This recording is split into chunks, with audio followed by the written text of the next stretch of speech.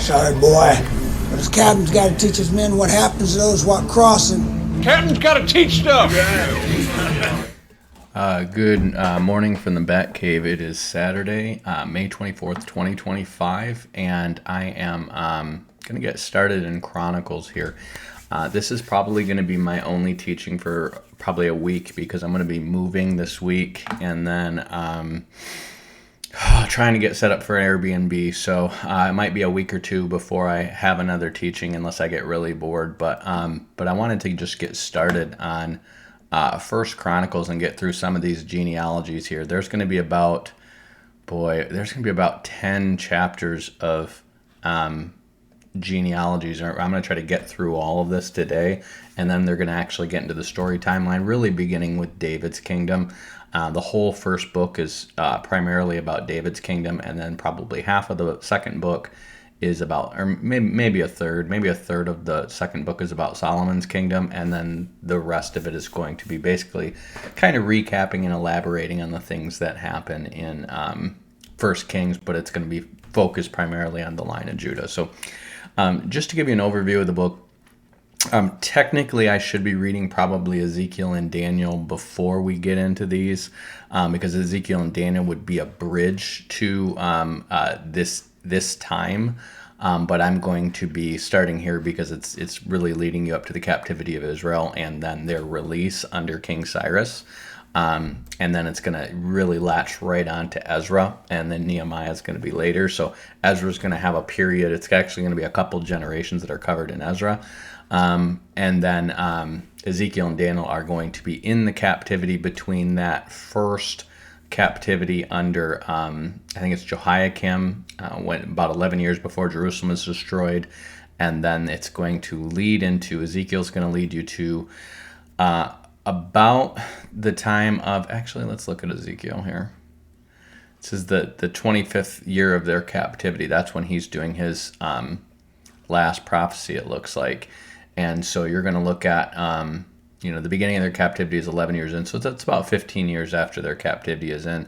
And then Daniel is going to, he's going to be known by Ezekiel because he's going to be mentioned a few times, but you're going to look at probably the first 3-4 chapters of Daniel. This is where he really gets famous, is going to be when he's a young man, so that's still within that period, probably before Jerusalem is destroyed. And then it's going to jump in Daniel 5 to Belshazzar, who is really Nebuchadnezzar's grandson. And Belshazzar is going to lead to the captivity, and you're going to see, essentially, you're going to see this is going to be probably, I would guess, a good 50-ish years later, and probably even more. It might even be like 60 years later.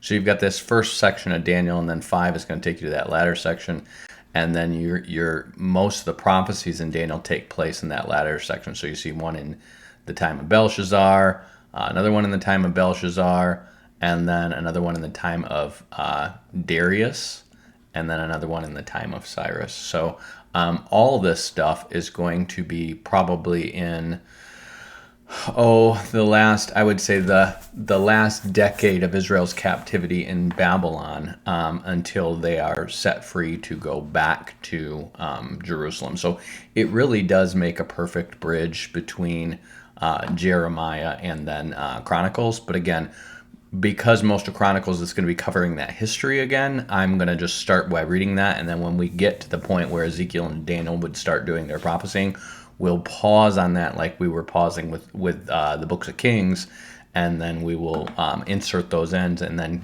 wrap that up and wrap you right into Ezra and Nehemiah. So to start out with your overview on this, you want to understand that Chronicles is basically restarting the kingdom.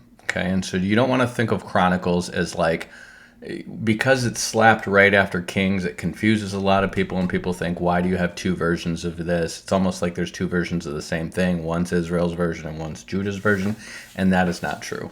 One is the prophets' version of the history of Israel and Judah up until the destruction that takes place in Jeremiah's day. And then the other one is really a story of the regathering of Israel into the land under it's not just Ezra. Let's see here. It actually starts under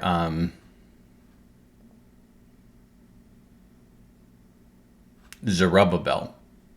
And Zerubbabel is of the line of David. He's going to be, Zerubbabel actually means seed of Babel because he's born in Babel, or in Babylon. And then he's going to be the one that leads them back. And then Ezra is going to come, I'm going to say somewhere around 20-ish years later. And then he is going to kind of close off the book. So the second half of the book is about Ezra. And Ezra is who is traditionally ascribed with composing First and Second Chronicles. So I actually had a professor when I was at the University of Phoenix who was working on for his thesis that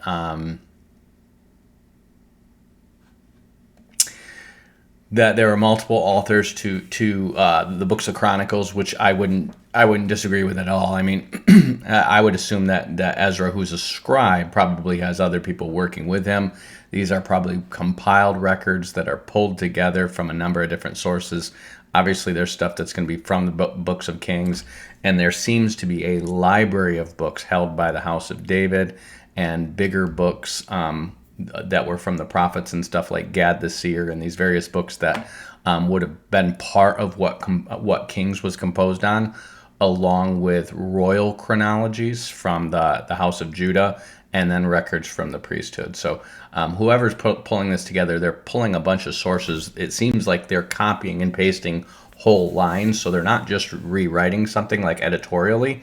They are really cutting and pasting a bunch of records together to come up with the final composition. And this is why you're going to have a lot of stuff that is straight out of Genesis, a lot of genealogical records that are not anywhere else in there because they would have been kept with the temple records and the priesthoods, and then individual family lines that would have been part of the exile and part of the people that are going to come back to the land after the exile. And it's really neat when you start to appreciate like all the stuff that would have gone into it, and you just start to think through, don't just think through with the information in it, but you think through what it would have taken to pull all these records together and where they would have gotten this stuff from.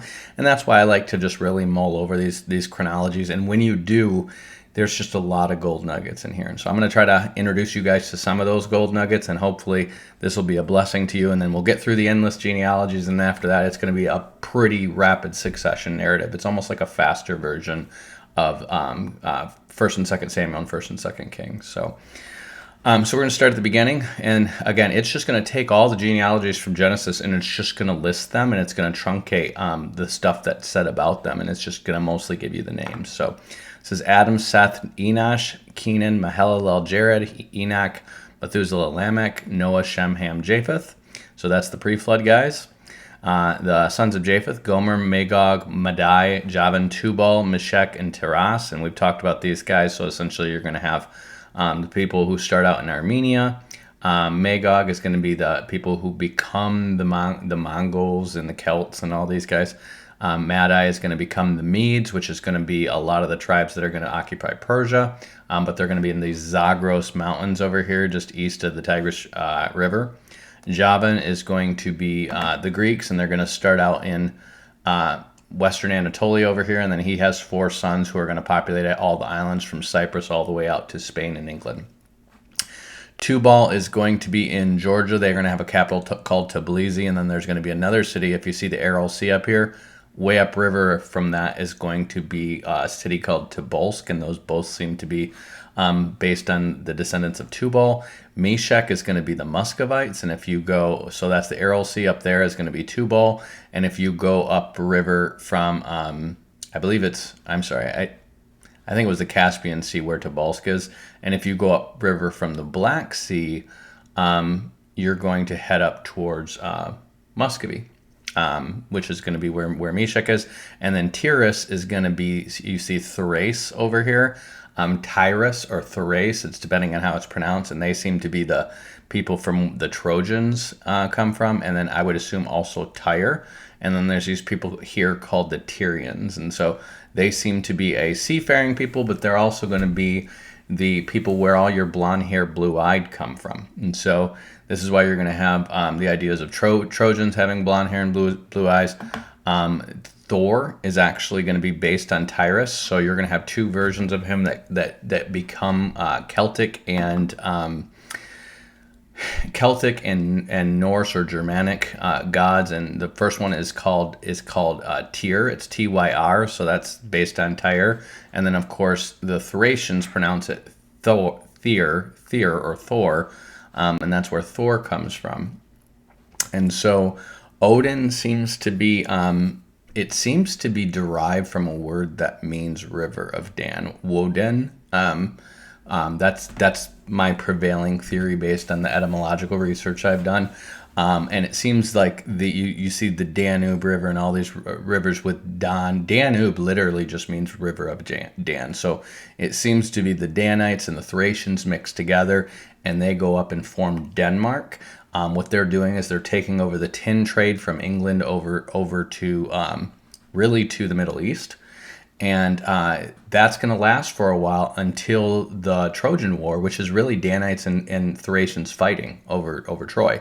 The land just north of Troy becomes Dardana, which means in Greek it means the settlement of Dan. In Hebrew it means the generations of Dan. So Dor and Danium is Hebrew for the generations of Dan, or Daur Danium, and Dar means settlement in Greek. So they seem to be there, and that seems to start with an offense having to do with Hercules, which I believe is Samson, having to do with a wife, and that's all about the labors of Hercules, and it seems to be things that he's having to do war-wise to win a wife, and it turns into all these legends, and he doesn't get the wife, and so what he does is he kills the king who made the promise to him and didn't keep it, and then places a puppet king on the throne, which is King Priam, who was raised among the Danites in Dardana, and then Priam essentially, there's whatever the offense is between Priam and Helen of Troy. This could all just be a legend, but the point is they're going to get in a fight later, and they're going to destroy Troy, and that union between these two tribes or these two peoples seems to fall apart. And that's what leads to the Bronze Age collapse. That's my estimation, and that's going to be going in my book, The Serpent, by the way. So the Danites all the way up the Danube River, if you trace it all the way up, it's going to take you right up into Germany, and there was an overland route there where they were moving tin across that overland route, and they were basically shipping it in, and all these rivers seem to have Dan and Dnipro and stuff like that because they're pointing you back to the territory of Dardana, which is where the Danites would have been settled. The Danites seem to have been involved with the overthrow of the Hittites, which makes sense because the Israelites were tasked with wiping out the Canaanites. And the Canaanites were all the way up here, and the Danites are going to get all the way up into the Cilician region first, and then they're going to come and they're going to settle over here. They're going to settle over here in Greece. They're going to be involved with the overthrow of the Philistines in Crete. And then they're going to get involved with the Thracians, and that seems to keep going. So I'm going to keep pulling over more information on that in my Serpent by the Way series. But that's where I am with that. And Tyrus is going to be a big deal because it's going to be their blonde-haired, blue-eyed people that are going to be mixing with Magogians or to become the Celts. And that's why the Celts have red hair and colored eyes, even though they're related to the same people who are Asiatics with dark hair. And those people were known for having colored eyes among them was something that was known to be a feature of people to be considered to be closer to the gods or royalty and stuff like that. And that's that these people would be roving horse lords that are going to literally be all over here, all the way down into northern India. And then mixing with them, you're going to have these people called Togarma, which is where the Turkmen come from. Raifath, which is the Riphean Mountains, is an old name for the Urals, and that's where the Russian people come from, the Slavic peoples. And then Ashkenaz is where the Goths or the Germanic peoples came from. The Ashkenazis seem to have remained between the Black and the Caspian Sea, and then during the time of the Huns, they would migrate over to get away from the Huns into Europe, and that's where the Germanic peoples come from. So the sons of Java, Elisha used to be a name for Cyprus. Tarshish is way over in Spain and also in England. Kittim is going to be a later name for Cyprus, but it seems to be southern Italy. is where Kittim was. And then they're eventually going to populate Cyprus, and that's why it's used in prophecies and stuff like that. And Dodonim seems to be, some people will say it's supposed to be Rhodonim, but the island of Rhodes, which I believe is this island off of here, is where they were, and they might have been involved with Crete as well. The Kittim, from the Kittim, you seem to get the Cilicians, or they could be from Tarshish. They would have been called Shekelesh and the sea people, but the Sicilians is what they would be, or the Sicilians and Sardinians seem to have been Tarshish or Kittim. And then, of course, we're going to have the sons of Ham. Ham is going to be known in Egypt as Ammon. Cush is going to be Ethiopia, which is going to be called Cush or Nubia. Mizraim is going to be Egypt, and he would be called Mizor to the Phoenicians, and I think it's Mizor or something like that to the Assyrians, and Mizraim is going to be the people, not the person. Put is going to be, originally he's going to be called by the Egyptians Punt, and they're going to migrate over into a little bit into Libya and stuff like that, and they're probably part of what become the Moorish peoples, but their major migration is going to be going all the way over to the Niger-Congo Delta, and they're going to become the Buntu or the Bantu people, and they're going to migrate all over South Saharan Africa from there, and they're going to kind of reconnect with the Kushites, who become the Nilo-Saharic African people, and they're going to reconnect with them in the Congo, and that's why you have all these ethnic conflicts in the Congo, because they're really the descendants of Kush and Put. They're the major, what we might consider black African or sub-Saharan African peoples, but they're two different peoples, and they're very different. The Kushites are taller and darker, and the Putites are shorter and lighter skinned. And that, like, for instance, the Rwandan genocide is going to be between Putites and Kushites. And they would, when they started to carry out this genocide, what they would say is they imported a bunch of machetes and they said, we're going to cut the tall trees down. What that meant was the Kushites that were among them. So then, of course, the Canaanites are going to be here originally. It's going to be right in the Promised Land, but they're going to spread abroad after that. So they're going to spread into Babylonia. They're going to spread into China. They're going to spread into Mesoamerica. They're going to spread to Carthage. Those are going to be Sidonians over there. I believe, let's see, we'll just keep going. Cush is going to be Seba and Havilah. Havilah is going to be southern Arabia. I think Seba is going to be southern Arabia as well. Sabta, I believe, is southern Arabia. Rama, I believe, is India, and I believe Shiva, the son of Rama, these are actually the Hindu gods Rama and Shiva. Dedan is also going to be southern Arabia, and Sabteka, I'm not sure. But they're essentially going to spread from Kush, which is right here, all the way through the south area, and there once was a river system, so they are going to spread up into here. That's why you have this city named Kish, and that's why Nimrod is Sargon of Akkad doing his stuff down here. And then they're going to spread into India up the Indus River, and then they're going to successively get pushed south by invasions of Aryans from this region. And that's why you're going to have all the darker skinned, almost African looking skinned Indians in the south of India. So Cush begot Nimrod. He began to be mighty on the earth. A better translation would be he was the first strong man in the earth. And what a strong man would be is essentially a usurper or a tyrant. That's somebody who takes power by force. So he's the first person to do that when the world was set up in the established order that Noah set up with Melchizedek or Shem as the high priest king, and then basically a bunch of priest kings over the cities. Nimrod takes over and is the first person to try to be a political ruler, and he takes the name Sargon, which means legitimate king. So Mizraim begets the Ludim, Ananim, Lebahim, and Naphtuhim. We don't know, and Pathrusim and Kalsuhim, out of whom came the Philistines and the Caphtorim. So of all these tribes, we know the Copts is where are descended from the Caphtorim. But when Joseph takes over Egypt, he is going to mix these people all over Egypt in the time that basically everybody has to sell their land to Pharaoh. And so these tribes get really mixed up, and also you have the Tower of Babel happen around then. And that's why you have a bunch of different pronunciations of, if you get into Egyptology, you have a bunch of different pronunciations of people, but there's not a clear delineation of tribal groups like there would be in Israel, because they just get all mixed and matched together. and it's their priesthoods that have these different records from probably some before and after the Tower of Babel incident, which is why their language is different. So then you got Canaan, he gets Sidon. Sidon is going to eventually become Carthage, but they're going to be the Phoenicians. Heth is going to be the Hittites. They're going to be right here from Hatti. The Jebusites are going to take over Jerusalem. The Amorites are going to take over Babylonia for a while and then get pushed back. Og, king Bashan, is related to them. The Girgashites, you're going to see in the New Testament, the Gergesenes or the Gerasenes are going to be the people around the Sea of Galilee region where you have the Gadarene demoniac. It's in that region. It's not exactly that region, but those are Canaanite people. The Hivites are going to be the people who populate the Jordan River Valley, so think Sodom and Gomorrah, and also the Mount Seir, where Esau is going to marry into.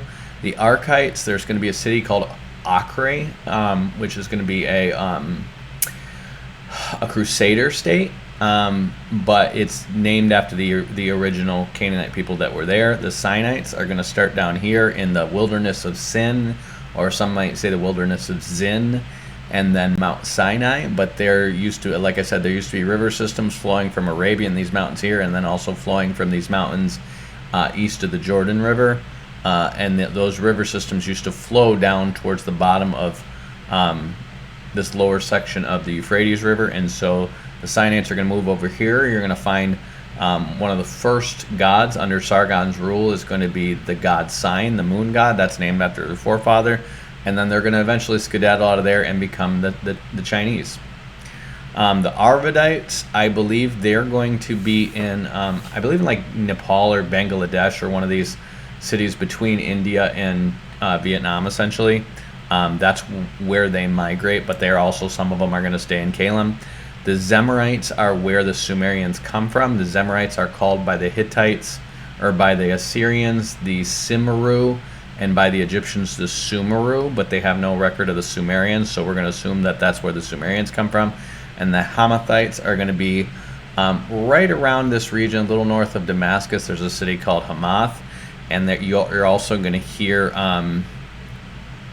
there's going to be a Ham mentioned in Canaan a couple of times in the Old Testament. That's not Ham who becomes Ammon. So it seems to be Ham seems to be his original name, and the city seems to be Hamath, and then the Hamathites seem to be the people of the city of Hamath. But his original name seems to be Ham. So he seems to be named after Ham, which becomes Ammon to the Egyptians, but they're probably doing that to distinguish him from that Ham. The sons of Shem, Elam is going to be right here where Susa is. They're just going to be down here. They're not going to be all the Persians, but they're going to basically fold into the Persian or Iranian kingdom. Asher is going to be the Assyrians right here. Arphaxad is going to be where the Chaldeans come from. So remember Ur of the Chaldeans. Just think the lower half of Mesopotamia. Lud is going to be the Lydians over here, and they're also going to be called, the language is going to be called Luwian by the Hittites. Aram is going to be the Arameans, and those are going to be from down in Damascus all the way up here to this upper Tigris and Euphrates, so think northern Mesopotamia. And then he's going to have 4 sons, Uz, Hul, Gether, and Mash, and this seems to be the Uz where the story of Job takes place. These other guys, I don't know who they are. This is another Meshech, Hul, and Gether. Arphaxad, so now we're going to get to the genealogy down to Abraham. Arphaxad begot Shelah, Shelah begot Eber. Notice there's no Canaan here. In any Bible translation, there's no Canaan here because he is an addition from the book of Jubilees. Okay? Unto Eber was born 2 sons. The name one was Peleg, because in his days the earth were divided. His brother's name was Joktan.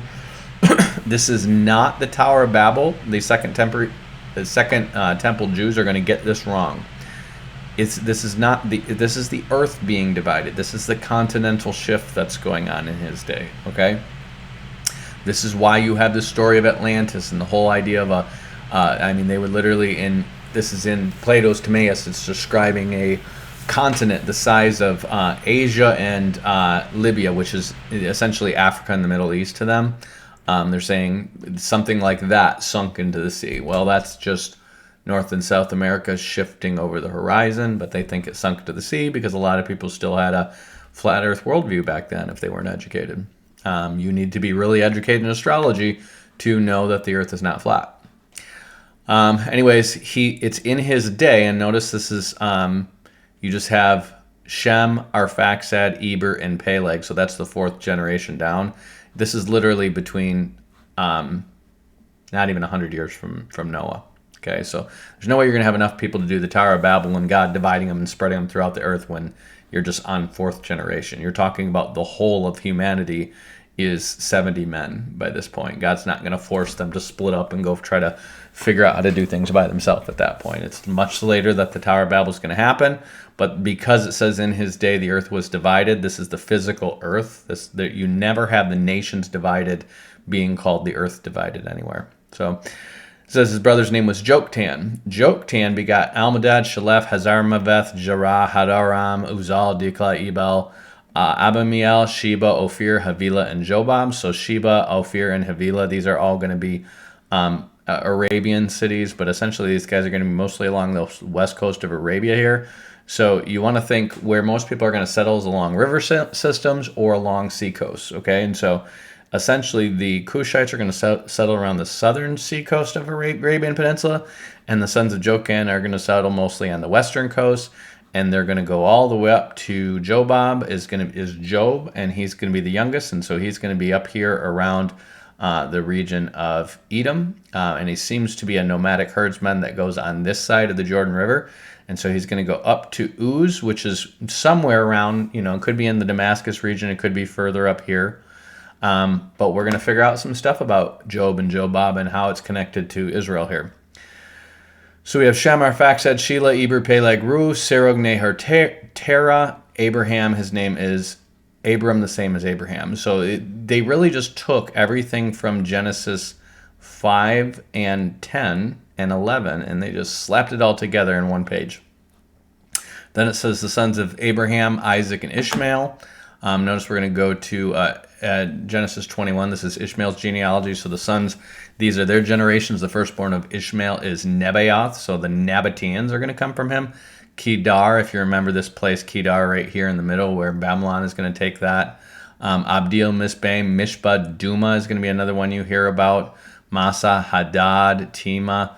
Hadad, it's either his Hadad or a Hadad that comes from Edom, which becomes the god Hadad. I think it's the one that comes from Edom. Jatur, Naphish, Kadima, these are the sons of Ishmael. Now the sons of Keturah, Abraham's concubine, she bare Zimram, Jokshan, Medan, Midian, and Ishbak, and Shua. One of Job's friend is going to be a Shuahite. The other one's going to be Eliphaz the Temanite, and the other one's going to be an unknown people group. I don't know who they are. So, and it says the sons of Jokshan, Sheba, and Dedan. So there's another Sheba and Dedan. So we have Joktan has a son named Sheba and Dedan. Jokshan has a son named Sheba and Dedan. And then Cush has a son named Sheba. I don't think he has a Sheba and Dedan, though. Oh, yeah, he has a Sheba and Dedan. So there's 3 sets of brothers that are named Sheba and Dedan. And a lot of them seem to be in Arabia. And I don't know if people do this on purpose to have their people overrule the other people and they forget who the other people are. I'm not sure. But it's just weird that you have a Joktan who has a Sheba and Sheba and a Jokshan who has a Sheba and Dedan. It's just weird is all. So, it says the sons of, and then it says that now the sons of Abraham begot Isaac, the sons of Isaac, Esau and Israel. The sons of Esau, Eliphaz, so there's his first son, Ruel, Juesh, Shelam, and Korah. The sons of Eliphaz, Teman, so there's the first tribal head, the Temanite. So Eliphaz is an older man, and Teman, his son, is heading the tribe, and so he's Eliphaz the Temanite. And then Omar, Zephi, Gatam, Kenaz, Timnah, and Amalek. Amalek is going to be the bastard son of Eliphaz. The son of Ruel, Nahath, Zerah, Shammah, and Mizah, the sons of Seir. Okay, so Seir is going to be a Hivite. His sons are Lotan and Shobal and Zibeon and Anna and Dishan and Esser and Dishan. The sons of Lotan, Hori, and so that's where they're going to get the tribal name, the Horites, because it's the same thing. You see Seir, Lotan, Hori. Seir seems to die or get killed when Amraphel comes through and decimates them, because we never hear anything about him. Lotan seems to be his oldest.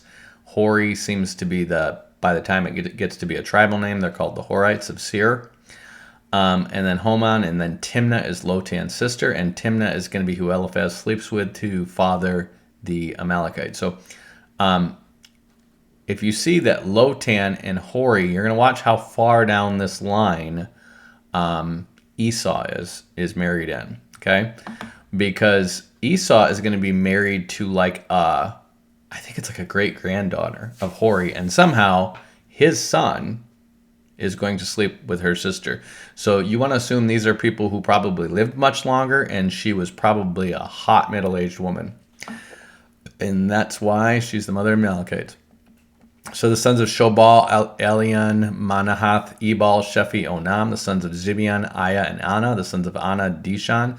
The sons of Dishan, Amram, Eshban, Ithran, and Cheran. So if you see these different, notice it says the sons of Seir. These are actually the tribal heads of Seir.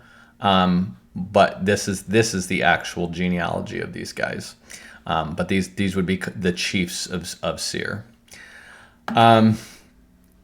It says the sons of Ezer, Bilhan, Hava, and Jakan. The sons of Dishan, Uz, and Aran. This is a different Uz. Probably much too young to have a territory named after him that Job is in. It says these are the kings of, when you get into this in Genesis 36, there's more going on here that tells you, but I believe it's Zibeon and Anna who has the descendant that Esau is married into. So it's Anna, Zibeon, let's see. And then it looks like he is a son of Seir. He's a first son of Seir. So I guess Esau would be married to basically this guy's niece, or grandniece, and then his son is going to grow up and sleep with his sister. So it could be a much younger sister. Remember, these people are still living well over 100 years. I mean, if Esau is anywhere close to Jacob, he's living to be around 150 years old, and he's having kids probably by the time he is between 20 and 30. So his son, if these guys are anything like that, I mean, his sister could be much younger. Anyways, the sons of Lotan, Hori, and Homan. Let's see, Timnah was Lotan's sister. Let's see, the sons of Anna, Dishan. The sons of Dishan, Amram, Eshban, Ithran, and Sharon. The sons of Ezer, Bilhan, and Javan, and Jokshan. Okay, and these are the kings that reigned in the land of Edom before any king reigned over the city of Israel. So remember, this is Moses originally composing this stuff. And the first king over Israel is not Saul. The first king over Israel is Yahweh. So Yahweh is king in Jeshurun. So when Moses is writing this, he says before any king reigned over the children of Israel, that's before Yahweh is pulling them out of the wilderness to be their king. Okay, and he's going to say that he's their king. And then when they pick Saul, he's going to say they've rejected me from being their king. Okay, so Moses is not going to say before any king if he's calling the Lord the king. So this is before they're taken out of Israel. So the first one is going to be Bela the son of Beor. If you remember, there's a city called Zoar, which is the only city that survives when Sodom and Gomorrah and all those cities from the valley escape. Well, it has a king named Bela. And it seems to be that city is abandoned, probably because they're scared of what happened. And then he moves up into the mountains of Seir, and his city is Dinhabah, but he's probably from an older generation, which he's probably living, I would guess, somewhere in the upstairs of 200 years. And so he's an old dude. But he's been around for a while. And then when he's dead, Jobab, the son of Zerah, reigns in his place. So Jobab is Job. It's also the same Jobab who's the son of Joktan. But he is going to be the youngest son of Joktan, the 13th. And so he's the youngest altogether person in the table of nations, but he's born much later than everybody else. And so he is going to be really the last of the last people who live to be in old age. And he's going to live to be around 246. And he's the son of Zerah because he's going to marry a daughter of Zerah after his first wife dies. So remember his wife who says, curse God and die. She's the one who bears his first 10 kids. And then he is going to have a second wife in his old age. But remember, his old age, he's like 110 at the end of the story of Job. And then he's going to go on to live like 246 years. So he is older than Abraham. He's going to live to be older than Abraham and Isaac because he's from a generation. He is really third generation from Noah or fourth generation from Noah. And so he's going to reign in Basra after this Bela dies. Doesn't say how long. But you're going to imagine that this period that he's there, remember, he's the richest man in town, and he's got all these flocks and herds, and he's got 3 beautiful daughters. And then after he dies, Husham of the Temanites. Remember, Eliphaz the Temanite is his friend. So he seems to move among, because this Zerah is going to be Eliphaz's brother or nephew, I think. And then I think it's his nephew. And then this is probably a later descendant of Eliphaz the Temanite. Could be 2-3 generations down. Who knows? Depends on how. I mean, Job could have been reigning for 100 years. And then it says, so we know that the Job story happens around the time that Joseph gets sold into slavery in Egypt, and I'm going to show you how all that lines up. And then we know that this time that he's going to, the roughly 130, 140 years afterwards, is going to be most of the time that the Jews are in freedom. Job is going to still be alive. Okay. Now the Jews in the, I think it's like the Seder Olam, or one of the Talmudic resources, is going to suggest that Job was alive and counseled Pharaoh when he was going to destroy the kids. That wouldn't work out, because it's going to be roughly 150 years later that the Jews get put into slavery. Job is definitely dead by then. But these guys aren't the best. They're speculators. They're not the best record keepers. They're not the best biblical scholars who do the Seder Olam. You don't want to get much from the Talmud. It's a bunch of garbage, honestly. But they're going to say that Job and also Moses' father-in-law and also Balaam counseled Pharaoh when he was asking about killing the firstborn, and Job didn't say anything. Balaam said, do it. And then Moses' father-in-law, Jethro, says, don't do it. And Job says nothing, and they're going to say that's why Job is being punished. That's not true. That's just Jewish speculation. Job's not doing anything wrong. So anyways, Husham is dead, and then you're going to have Hadad, the son of Bedad, which smote Midian in the field of Moab, reigned in his stead, and his city was called Aveth.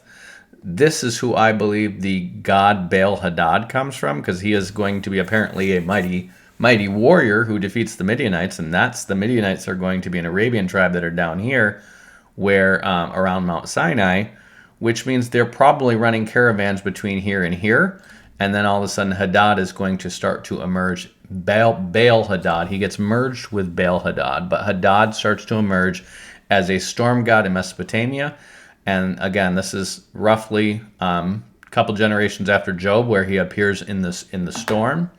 And he's going to be famous, and it looks like they merge the storm god with him after he dies, and that's where he becomes the god Hadad. When Hadad was dead, Samlah of Masrekah reigned in his stead. When Samlah was dead, Shaul of Rehoboth reigned in his stead. When Shaul was dead, Baal-Hanan, which means Baal blesses, I believe it is, the son of Akbor, reigned in his stead. When Baal-Hadad was dead, another Hadad reigned in his stead, and the name of his city was Pai, and his wife's name was Mehetabel, the daughter of Mid-Trib, the daughter of Mezahab. I don't know why it's significant that they trace 3 generations of mothers. That doesn't make sense. But that's what they do. Hadad died also, and the dukes of Edom were Duke Timnah, Duke Elijah, Duke Jethes, Duke Aholibama, Duke Elah, Duke Pinan, Duke Kenaz, Duke Teman, Duke Mizbar, Duke Magdiel, Duke Aram. These are the dukes of Edom. So these would be the tribal chieftains, and this is the line of kings at the time that the Israelites would have come out of Egypt. So remember, they are passing through that land. They're probably trading with them, and they know it well because Moses would have been a prince of Egypt around that time, and they probably would have had diplomatic relations with the Edomites. So Moses would have known all this stuff. So what you're going to have is around this time we see, notice we have Baal-Hanan, blessed of Baal, and then Hadad, okay? And then you have another Hadad. Well, this Hadad is probably named after this Hadad, and by this time, there's probably some ancestral worship going on. Baal is starting to be worshipped as the blessing, and Baal seems to be based on the storm god, but Baal means husband, and Lord or husband. So this seems to be when Baal starts to be the source of the Nephilim that is worshipped. Remember, there were Nephilim all around that area before the Sodom and Gomorrah incident. So Bel-Hadad seems to be merged, and he's going to be worshipped as Hadad over here, Baal over here, and then he's eventually going to become Marduk and then Bel. Okay? So all those gods, I've looked at the timelines for stuff like this. All this would have emerged in the period between the Jews coming out of Egypt. So this is probably about halfway through. This would be this. Most of these kings, if you see after Job dies, are going to be in the point where the Israelites are enslaved. And so kings don't tend to last long because there tends to be overthrows and wars and stuff like this. And so if you just count the number of kings, you basically have Husham is probably going to be right around the time that the Jews go into captivity. Hadad, Shamla, Shaul, Bel-Hanan. So 1, 2, 3, 4, 5.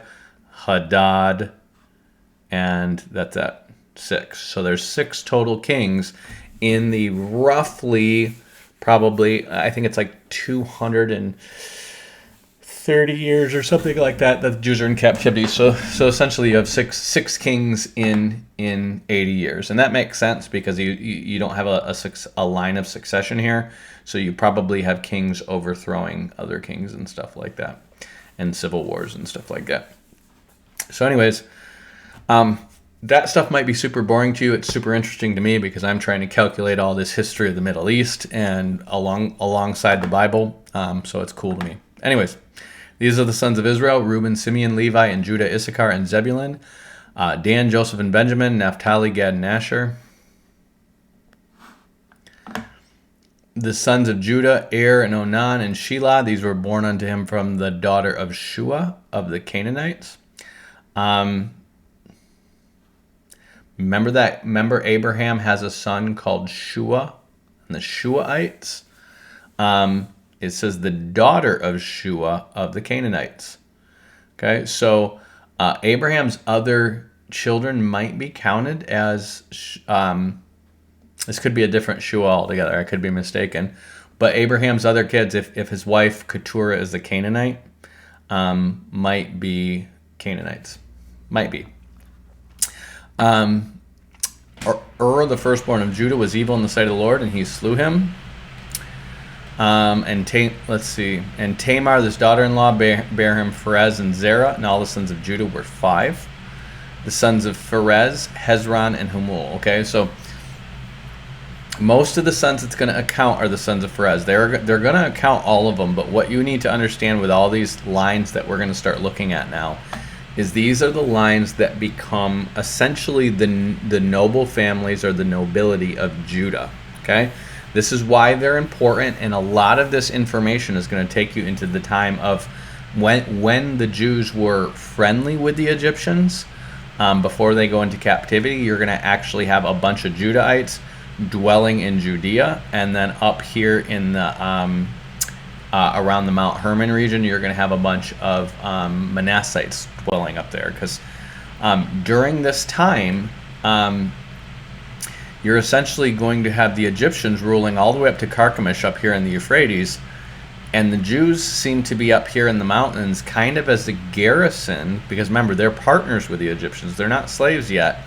All the way up, you have Byblos down here in the sea, you have Carchemish up here in the river, and those are the 2 main trade routes. And then the Jews seem to be up here kind of guarding the highlands area from incursions from Canaanites until they go into captivity. And I've actually been doing research on Manethos Aegyptica, and it talks about how when they overthrow, they call them the shepherd kings, they're ruling in Memphis, and it's the Thebians, which are going to be the southern Egyptians, are going to overthrow Memphis, and they're going to push these people back to Avaris, which is in Goshen.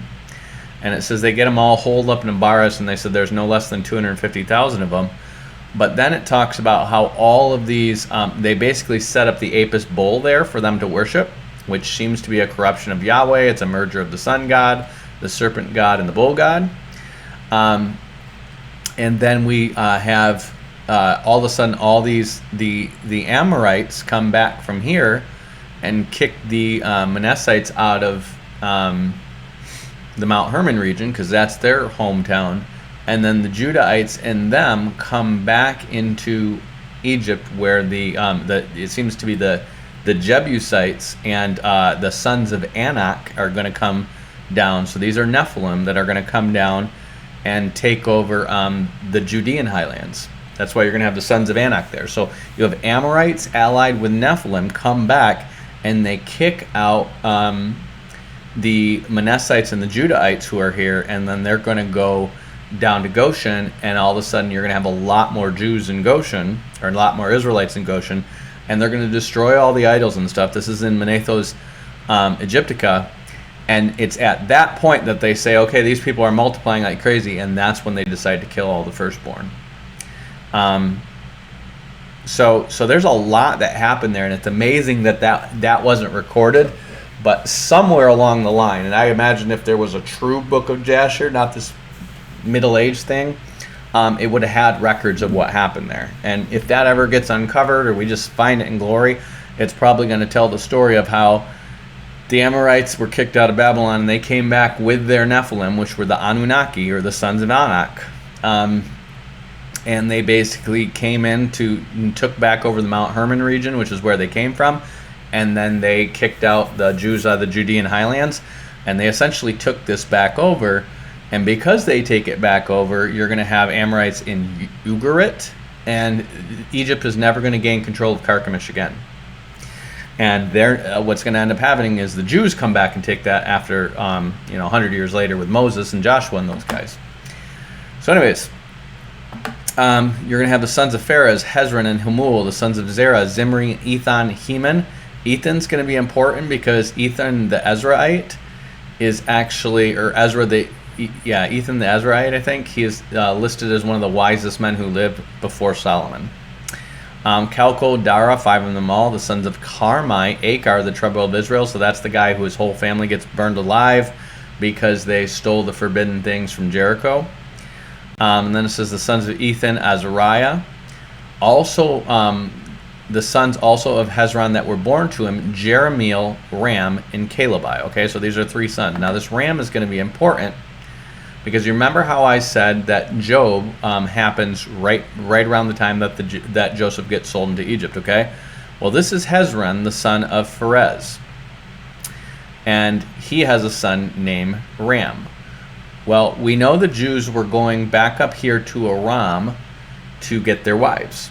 Okay, this was a common thing among them. Abraham, Isaac did it. Other Jews probably did it. Other Israelites probably did it.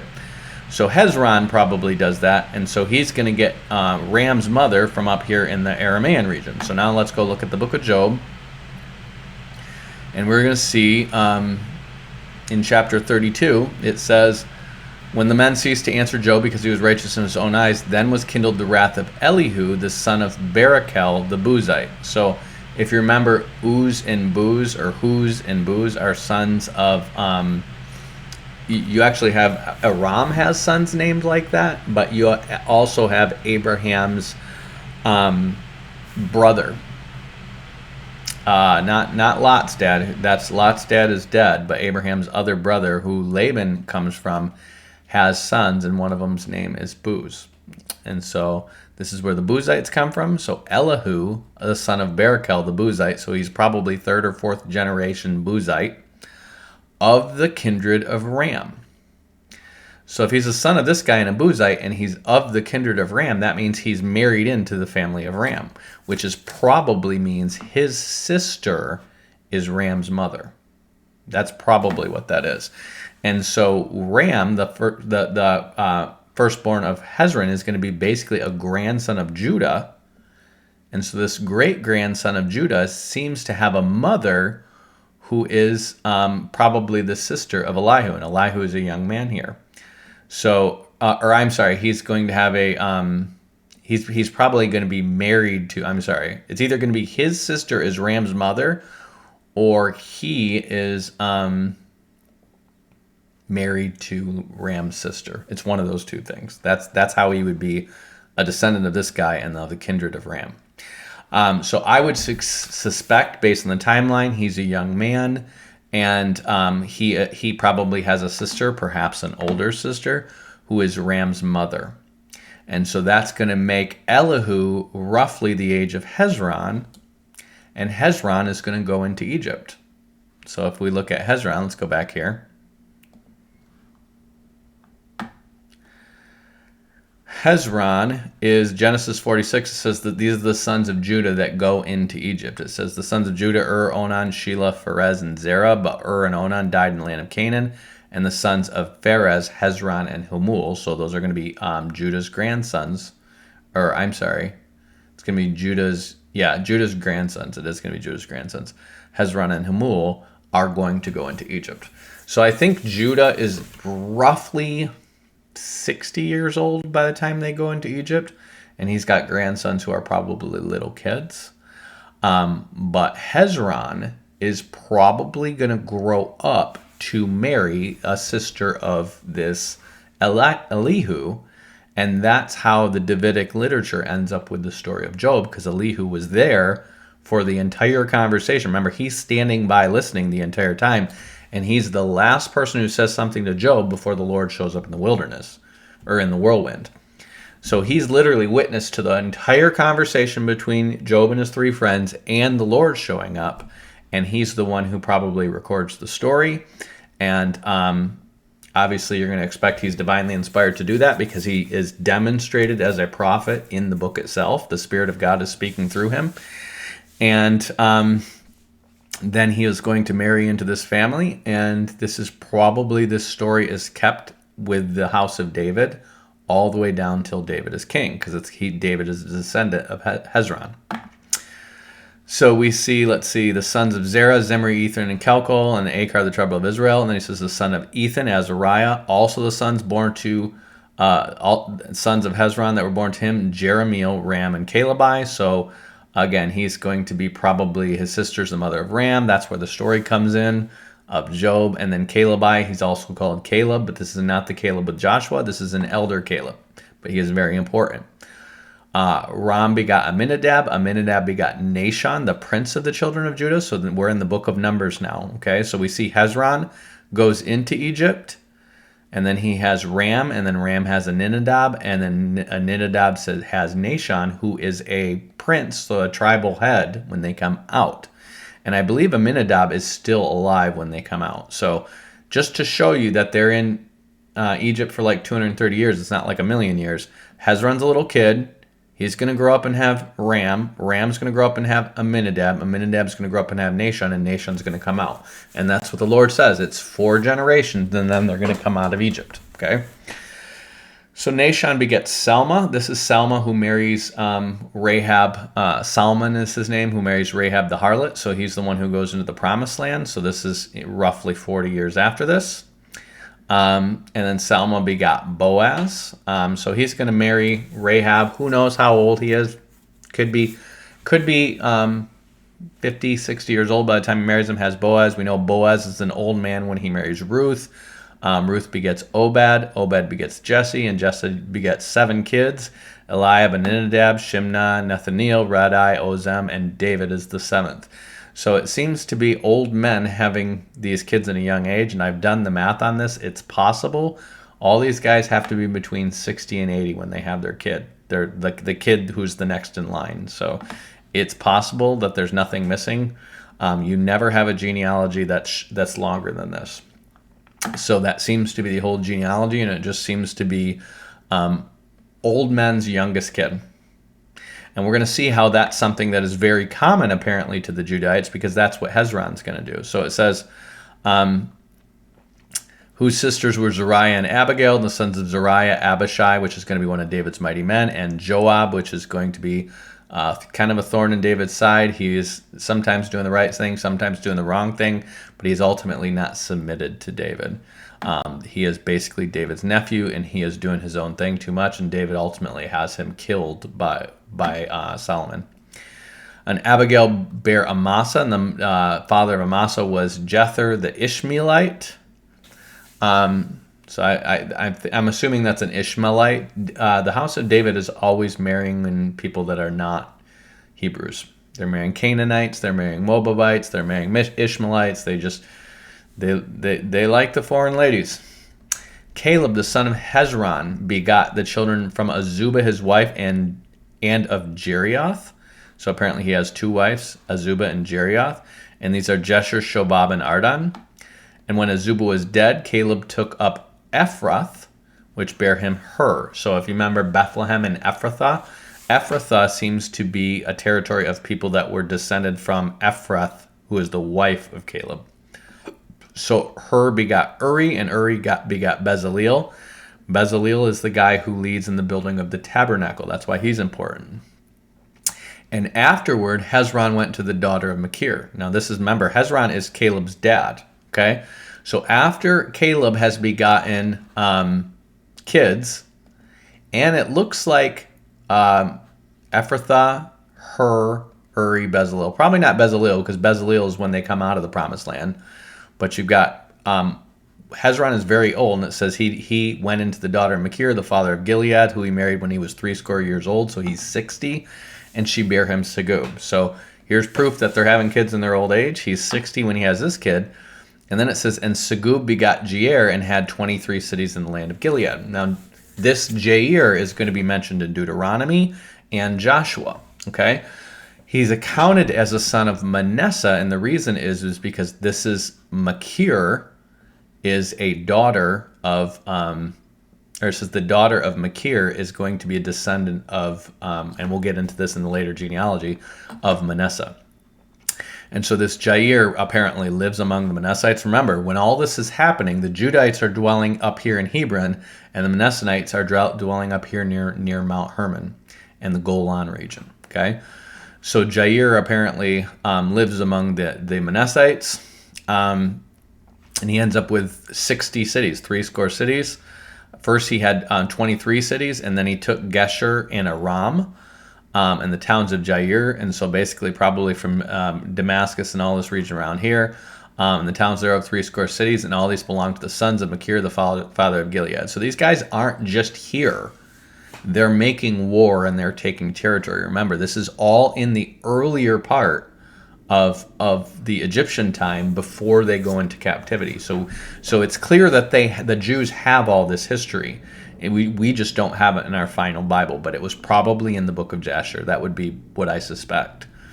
After that, Hezron was dead in Caleb Ephrathah. So remember, Ephrathah is the wife of Caleb. So Hezron was dead in Caleb Ephrathah. That probably means he's in the house of Caleb Ephrathah as an old man. Like, in other words, that is the tribal house that he's under when he's an old man. And so he says, after he's dead, then Abiah, Hezron's wife, bare him Asher, the father of Tekoa. So you're going to hear Tekoa mentioned multiple places in the book of Kings, I think. But he's having kids even after he's dead. So this is how busy this guy is getting, okay? He has a wife when he's... He has a wife when he's 60, and then when he's on his deathbed, he's got a pregnant wife. So this guy is getting busy. So this is what I want to show you. When you have these guys who are like, oh man, he would have to have been 80 when he had this kid. I just want to show you that was normal for them to keep having kids until they're dead and even after they're dead. So this kid his dad had died of old age by this kid was born. And so this is how they're taking over all these cities and overpopulating. They're just having lots and lots of sons. They're taking lots of wives and they're having lots of sons. And then they're also marrying with each other, but it's mostly the Judites and Manassites. And that's why the Judites and the Manassites have these tight relationships when you're dealing with the civil wars and stuff like that are going on in Israel, because they have been intermarrying and they were basically the two strongest warrior tribes. The Danites are kind of right up there with them, but they're seafaring peoples. And those were the main two warrior tribes. You're going to hear about the Gileadites having David's back and all this stuff. So he says, after Hezron was dead, and then his wife bare that kid, and then it says the sons of Jeremiel. So why is it doing Hezron? I'm sorry. We're going to start with Jeremiel again. He says, the firstborn of Hezron were Ram the firstborn, then Bunah, then Oram, then Ozam, then Ahijah. So this is a different Ram. Jeremiel had another's wife whose name was Atara, and she was the mother of Onam.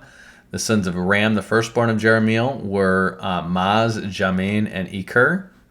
The sons of Onam were Shammai and Jada. The sons of Shammai, Nahab and Abishur.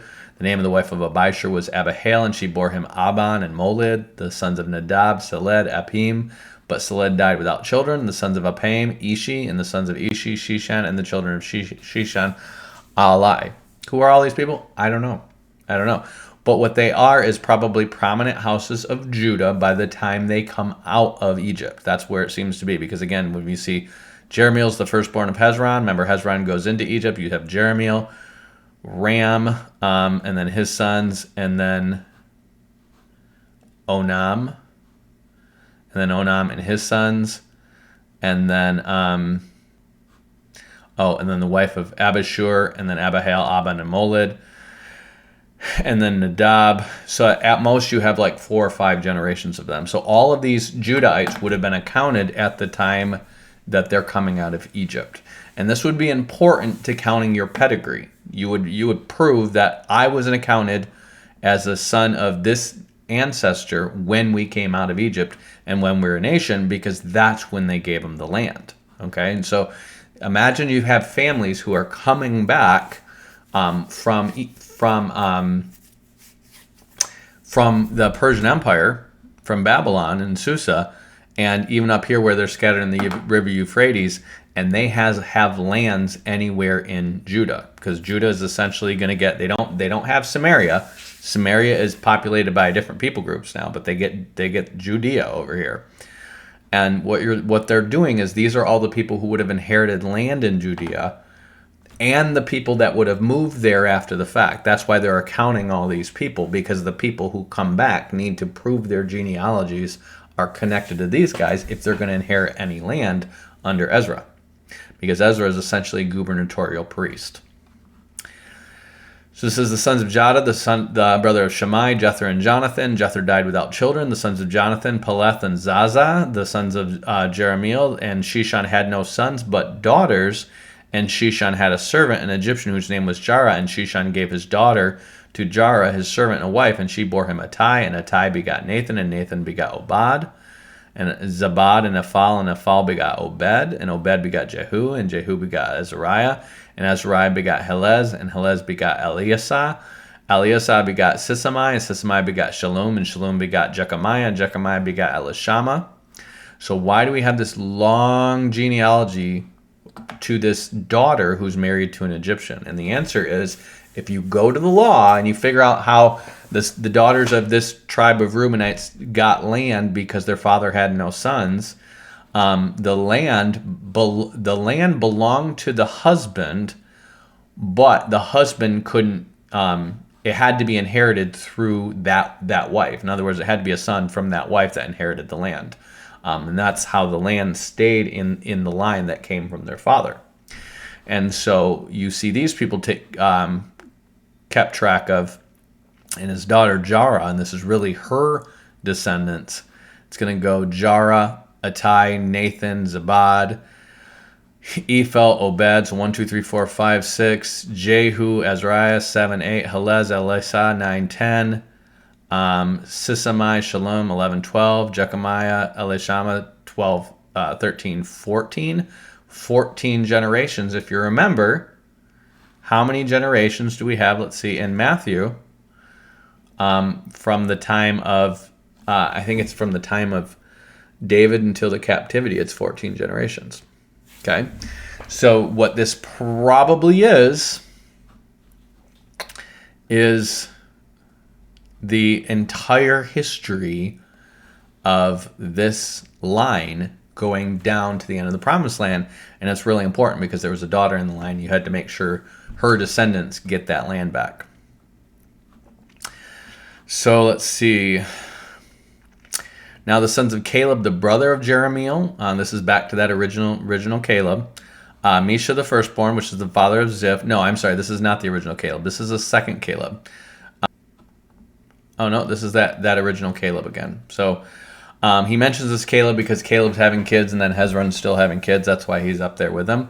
But we're going to go back to his genealogy again. The sons of Caleb, the brother of Jerahmeel, were Mesha the firstborn, which is the father of Ziph. The sons of Marishah, the father of Hebron. So Hebron, I would imagine that Hebron was called Hebron because of Heber before that. Because it seems like Heber, the son of Shem, would have been south of Shem, making the basically growing sheep that get sold for the sacrifices that Melchizedek is carrying out. Abraham takes over that job from him, and that's why Abraham is dwelling in Hebron. So I don't think Hebron is named after this guy, because it says in there that it was named Hebron, and then the name gets changed to Kiriath Arba when the sons of Anak take over, because Arba was the name of the father of the sons of Anak. So whatever son of Anak took over, the head father's name was Arba, and so it gets changed to Kiriath Arba, and then it gets changed back to Hebron. So Caleb would have been, again, he's the son of Hezron, so he would have been born when they were still friendly in Egypt, and then he has Misha's firstborn, who is the father of Ziph, and the father of Marishah, the father of Hebron. So this Hebron would have been around the time it comes out. And it may be that they change the name back to Hebron from Kiriath Arba, and he names his son Hebron because he's kind of like a tribal chief in the area. That would be my guess. Or he's named for the changing of it back to Hebron. That's a big deal to them. So this is the sons of Hebron: Korah, Tapua, Rechem, and Shema. Shema begot Raham, the father of Jorkoam, and Rechem begot Shammai. And the sons of Shammai was Maon, and Maon was the father of Beth-zur. And Ephah, Caleb's concubine, bare Haran, Moza, Gazez, and Haran begot Gazez. Caleb's concubine bare Haran, Moza, and Gazez, and Haran begot Gazez. I don't know why it says it that way. Either Haran slept with... Oh, and this would be something that was not unheard of either. If somebody is a concubine and not a wife, after the father dies, it is the job of his son to take care of his wives and concubines in their old age. So his house would inherit them. Well, if it's your father's concubine, it was not... You couldn't sleep with your father's wife even after your father's dead. Okay? So you might be taking care of her in her widowhood, but a concubine you could sleep with. So if this guy, Caleb, has a young concubine when he's a very old man and he's still producing kids from her, his son's going to inherit that concubine, and then his son is going to be able to sleep with her and make babies too. I know it's kind of crude and it's not so feminist, but that's how it went down. These guys were about making male children and winning, okay? And so his son seems to have impregnated his concubine and had Gazez. No, that can't be right, because his concubine, that would be him sleeping with his mother. That couldn't be right. Maybe he has Gazez who's married after his uncle. That has to be all it is. So the sons of Jaddai, Regem, Jotham, Geshan, Pelet, Ephah, and Shapha. There is, though, just so you know, there is something with Caleb. I think it's Caleb has a son with his father, Hezron's concubine. Because remember, Hezron has a kid with a concubine or wife or whatever, like right after he dies. So he's got a pretty young wife, and his son seems to inherit that wife or that concubine. Anyways, the sons of Jaddai, Regem, Rehem, Jotham, Geshan, Pelet, Ephah, and Shapha. Who is Jaddai? I don't know who that is. Oh, Haran begot Gazez and the sons of Jaddai. Okay, so the sons of Jaddai would be another descendant of Haran. So apparently all these people are descended from this Haran. Makah, Caleb's concubine, bare Sheber and Tira. So notice he keeps having more and more. Like, these people have lots of wives and concubines. That's how they have lots of sons, and that's how the Judahites are so prominent. So when people are just like, oh, I don't think these numbers are legit, how could they have gotten from 70 guys to, what are they, like 2.1 million, I think, when they come out of Egypt? That's the estimate. And it's like, well, the answer is because these guys just kept getting more concubines and having more sons. They bore children like rabbits. And she bare also Shaph, the father of Madmana, Shiva, the father of Machbena, and the father of Gibeah. The daughter of Caleb was Aksha. These are the sons of Caleb, the son of Hur, the firstborn of Ephrathah. So this is another Caleb. Okay? So this is Caleb the elder. We'll call him Caleb the elder, and he is going to be the son of Hezron. Now we have Caleb the son of Hur. So let's go all the way back up here to Hur. we have Hezron,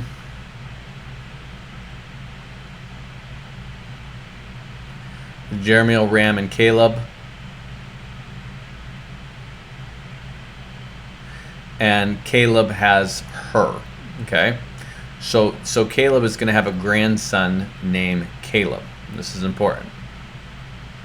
So you have Hezron, Caleb, her, and then another Caleb. Okay?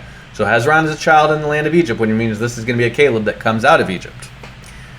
So, Maacah, Caleb's concubine. These are the sons of Caleb, the son of Hur, the firstborn of Ephrathah, Shobal, the father of Kiriath Jearim, Salma, the father of Bethlehem, Hareph, the father of Beth-Gader, Shobal, the father of Kiriath Jearim, had sons Horiah and the half the Manethites. And the families of Kiriath Jearim, the Ithrites, the Puahites, the Shumahites, the Mishrites, and out of them came the Zeriathites and the Eshtaolites. So this seems to be Caleb, the friend of Joshua. That's who that seems to be. Because it says Othniel, the son of Kenaz, the brother of Caleb, took it and gave it to Akshah, his daughter, to wife. So it says the daughter of Caleb was Akshah. So this is the Caleb that goes in the Promised Land, and he's like 80 when they go into the Promised Land. And then it says the sons of Salma, Bethlehem, the Netophathites, the Adaroth, the house of Joab, the house of the Manathites, and the Zorites, and the families of the scribes which dwell in Jabez. So if you guys remember the prayer of Jabez, that's going to be talked about in here. The Tirathites, the Shimeathites, the Succothites, the Succothites. They're the Succothites. You suck at this. These are the Kenites that came out of Hamath, the father of the house of Rahab. So if you remember, the Kenites are going to be related to, it seems like, Moses' brother-in-law, and out of them come this house of Rahab that don't drink wine, and they dwell in tents and all that stuff. I think also Jael, who kills the guy with driving a spike through his head, is from their line as well. But essentially, they're living among the Calebites in Hebron. Okay? So, all that stuff, most of what I just showed you, with the exception of the one that's descended from the daughter, and that's why it's so important that line is kept track of all the way to the return from captivity. Most of those were genealogies that would have lasted from the time they went into Egypt to the time they went to the Promised Land. That's what those genealogies represent. And then most of these people, because the priesthood that was established at that time, the priesthood was keeping family records from beyond that time. And typically, your family would keep a copy of the record, and the temple would keep a copy of the record. And that would be how you mitigate all of the inheritance rights. So, even if the temple's destroyed and all those records are destroyed, the families would come back and bring those together, and then it would be recompiled. But I would imagine not all those records were destroyed. The temple's probably burned, but the records probably made it out. So then he says, now these were the sons of David who were born to him at Hebron. The first Amnon of Ahinoam the Jezreelitess. The second Daniel of Abigail the Carmelitess. So remember, Abigail, she gets from the guy Nabal. The third is Absalom, the daughter of Maacah, the daughter of Talmai, king of Geshur. So Geshur is actually an Aramean city. If you remember, the sons of Jair took Geshur. But by the time you get to them coming out of the captivity, Geshur is independent again. They seem to be friendly with the Manassites because it's in Manassite territory. But David, in his before he becomes king, while he's on the run from Saul, marries a daughter of the king of Geshur, and this is probably one of the people who's helping him lay low and probably helping his troops have a place to land, and they're probably doing mercenary work for them and stuff like that. This is how David does his thing. He finds kings who need mercenaries to go do some killing for him. He's a man of blood. So Adonijah, the son of Haggith. The fifth, Shephatiah of Abital. The sixth, Ithream by Eglah, his wife. So he's got these 6 wives. And then it says the 6 were born unto him in Hebron, and he reigned 7 years and 6 months. In Jerusalem, he reigned 33 years. And these were born to him in Jerusalem. So he has all these wives from before he gets to Jerusalem. Once he gets to Jerusalem, that's when he begs Bathsheba. Shimei and Shobab and Nathan and Solomon, 4, and of Bathshua, that's another name for Bathsheba, the daughter of Amiel. So Bathsheba bears him apparently all of his first 4 sons, and then Nathan is going to be who Mary is descended from, and Solomon is going to be who Joseph is descended from. Ebar also, and Elishama, and Eliphalet, and Noga, and Nepheg, and Japhia, and Elishama, and Eliada, and Eliphat, 9. So he has 9 more kids. 1, 2, 3, 4, 5, 6, 7, 8, 9, 10, 11, 12, 13. So David's got 21 sons. These are all the sons from David besides the sons of his concubines and Tamar, their sister. So he has more sons than that, but he's got 21 legit sons that are not that have inheritance rights, basically. The sons of the concubines don't have inheritance rights. Typically, like the sons of Abraham, they're probably given some munties, and then they're supposed to make it on their own, and they're essentially the employees of their brothers, basically. That's how they make their living. Solomon's son was Rehoboam, Abiah his son, Asa his son, Jehoshaphat his son, Joram his son, Ahaziah his son, Joash his son, Amaziah his son, Azariah his son, Jotham his son, Ahaz his son, Hezekiah his son, Manasseh his son, Ammon his son, Josiah his son.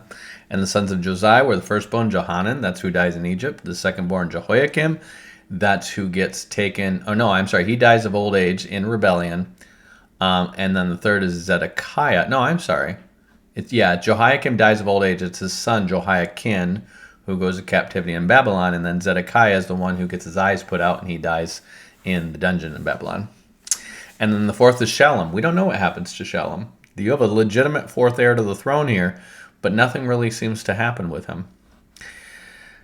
He would have been pretty young, though. He probably would have been like a teenager by the time they go into captivity.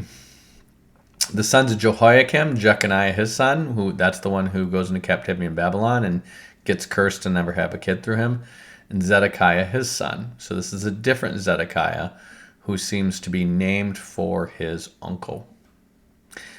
The sons of Jeconiah, Asir, Salathiel his son, Malchiram also, and Pedaiah, and Shenazar, Jechemiah, Hoshamiah, Nedabiah, and the sons of Pedaiah are Zerubbabel, who gets, that's the one who comes out and rules, and Shimei, and the sons of Zerubbabel, Meshullam, Hananiah, and Shelomoth, their sister. So here's how we know something went on with the Levirate law here, and it's not clear what it is to me. Some Jewish priests from back in the day, I'm sure this was really clear on how they did record keeping, but in the line of Mary and Joseph, Zerubbabel and Salathiel are both in their genealogy. But one genealogy is counted back to Nathan, and the other one is counted back to Solomon. So somehow, one of these guys gets given over to the other genealogy. And it seems to be Salathiel. And then Salathiel seems to have the sons of Jeconiah, Salathiel, his son, Asir, Salathiel, his son. So Salathiel seems to be a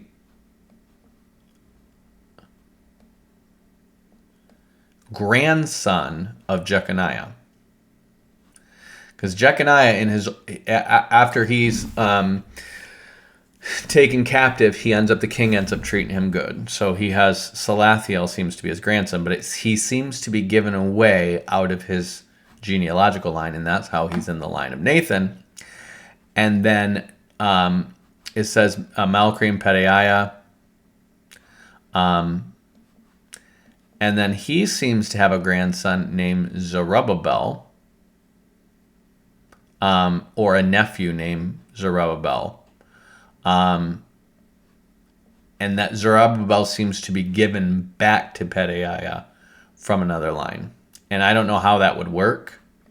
I don't know. All I know is Salathiel and Zerubbabel are counted, and somehow none of these people are from the line of Jeconiah, technically, because the Lord curses Jeconiah that no heir of Jeconiah, it says, through Coniah, the son of Jehoiakim, were the signet ring on my hand, yet I would pluck thee thence. He curses him that none of his descendants make it. So it wouldn't make sense if both of these guys are in the lines of Mary and Joseph, if no son of his would ever sit on the throne of Israel. So there's something going on there with a Levirate marriage, and I don't know what it is. I can only speculate. But anyway, the sons of Zerubbabel, and then it says in Hashbu and Ohel and Berechiah and Jushabed, 5. He has 5 sons. So he is going to come out. He's going to lead the people out in the days of Ezra. And if you remember, there's 14 generations from David. And then it says Hashbu and Ohel and Berechiah and Hasadiah and Jehushabed and the sons of Hananiah, Pelatiah, and Josiah and the sons of Raphiah, the sons of Aram, the sons of Obadiah, the sons of Shechaniah. The sons of Shechaniah, Shemaiah, the sons of Shemaiah, Hattush and Agil and Bariah and Uriah and Shaphat, 6. The sons of Neriah, Elionai, the sons of Hezekiah, of Azrikam, 3. The sons of Elionai, Hodiah, Eliashib, Peliah, Akub, and Johanan, and Deliah, and Anai, 7. Okay? Why are these guys so important? Because these are going to be the seed royal. All these guys are potential heirs to the throne of David. This is why they all need to be kept track of. It's not clear that Zerubbabel seems to be the governor who is allowed to take them back, but it's not clear which one of these descendants of Zerubbabel or his brothers are going to necessarily one day produce the Messiah. That's what they believe. So they're keeping track of all of them because these are the seed royal, okay? Now the sons of Judah. We're back to the beginning of the Judahite line again. Pharez, Hezron, Carmi, Hur, and Shobal. And Raiah, the son of Shubal, begot Jahath. So now we're doing the descendants of Shubal, okay? Shubal, these are also going to be people who are kind of part of the nobility because they're family lines that go all the way back to Judah and the initial inheritance of the Promised Land. And if you remember, Pharez, Rahiah, the son of Shubal, begot Jahath, and Jahath begot Ahumai and Lahad, and these are the families of the Zorathites. And these are the families, and these were of the father of Etam, Jezreel, and Ishma, and Idbash, and the name of their sister was Hazeloponi. And Penuel, the father of Gedor, and Ezra, the father of Husha. These are the sons of Hur, the firstborn of Ephrathah, the father of Bethlehem. And Ashur, the father of Tekoa, had 2 wives, Hela and Nera, Boharim, Ahuzam, and Hefer, and Timnai, and Hashash-tari. And these were the sons of Nera. And the sons of Hela were Zereth, and Jazoar, and Ethnan, and Kaz begot Anub, and Zobabah of the families of Aharel, the son of Harum, and Jabaz was more honorable. Remember Jabaz and the scribes of the Kenites, right? Jabez was more honorable than his brothers, and his mother called his name Jabez because I bear him with sorrow. And Jabez called on the God of Israel, saying, "Oh, that thou would bless me indeed and enlarge my coast," in other words, his land holdings, "and that thy hand might be with me, and that thou would keep me from evil and may not grieve me." And God granted him what he requested. So this Jabez apparently has a good-sized chunk of land, and that they wanted that to be well known, that Jabez was blessed by God to have this land. So he's got a bigger tract of land. But he seems to be related to the tribes that come from Moses' brother-in-law. And Caleb, the brother of Shua, begat Mahir and was the father of Eshton.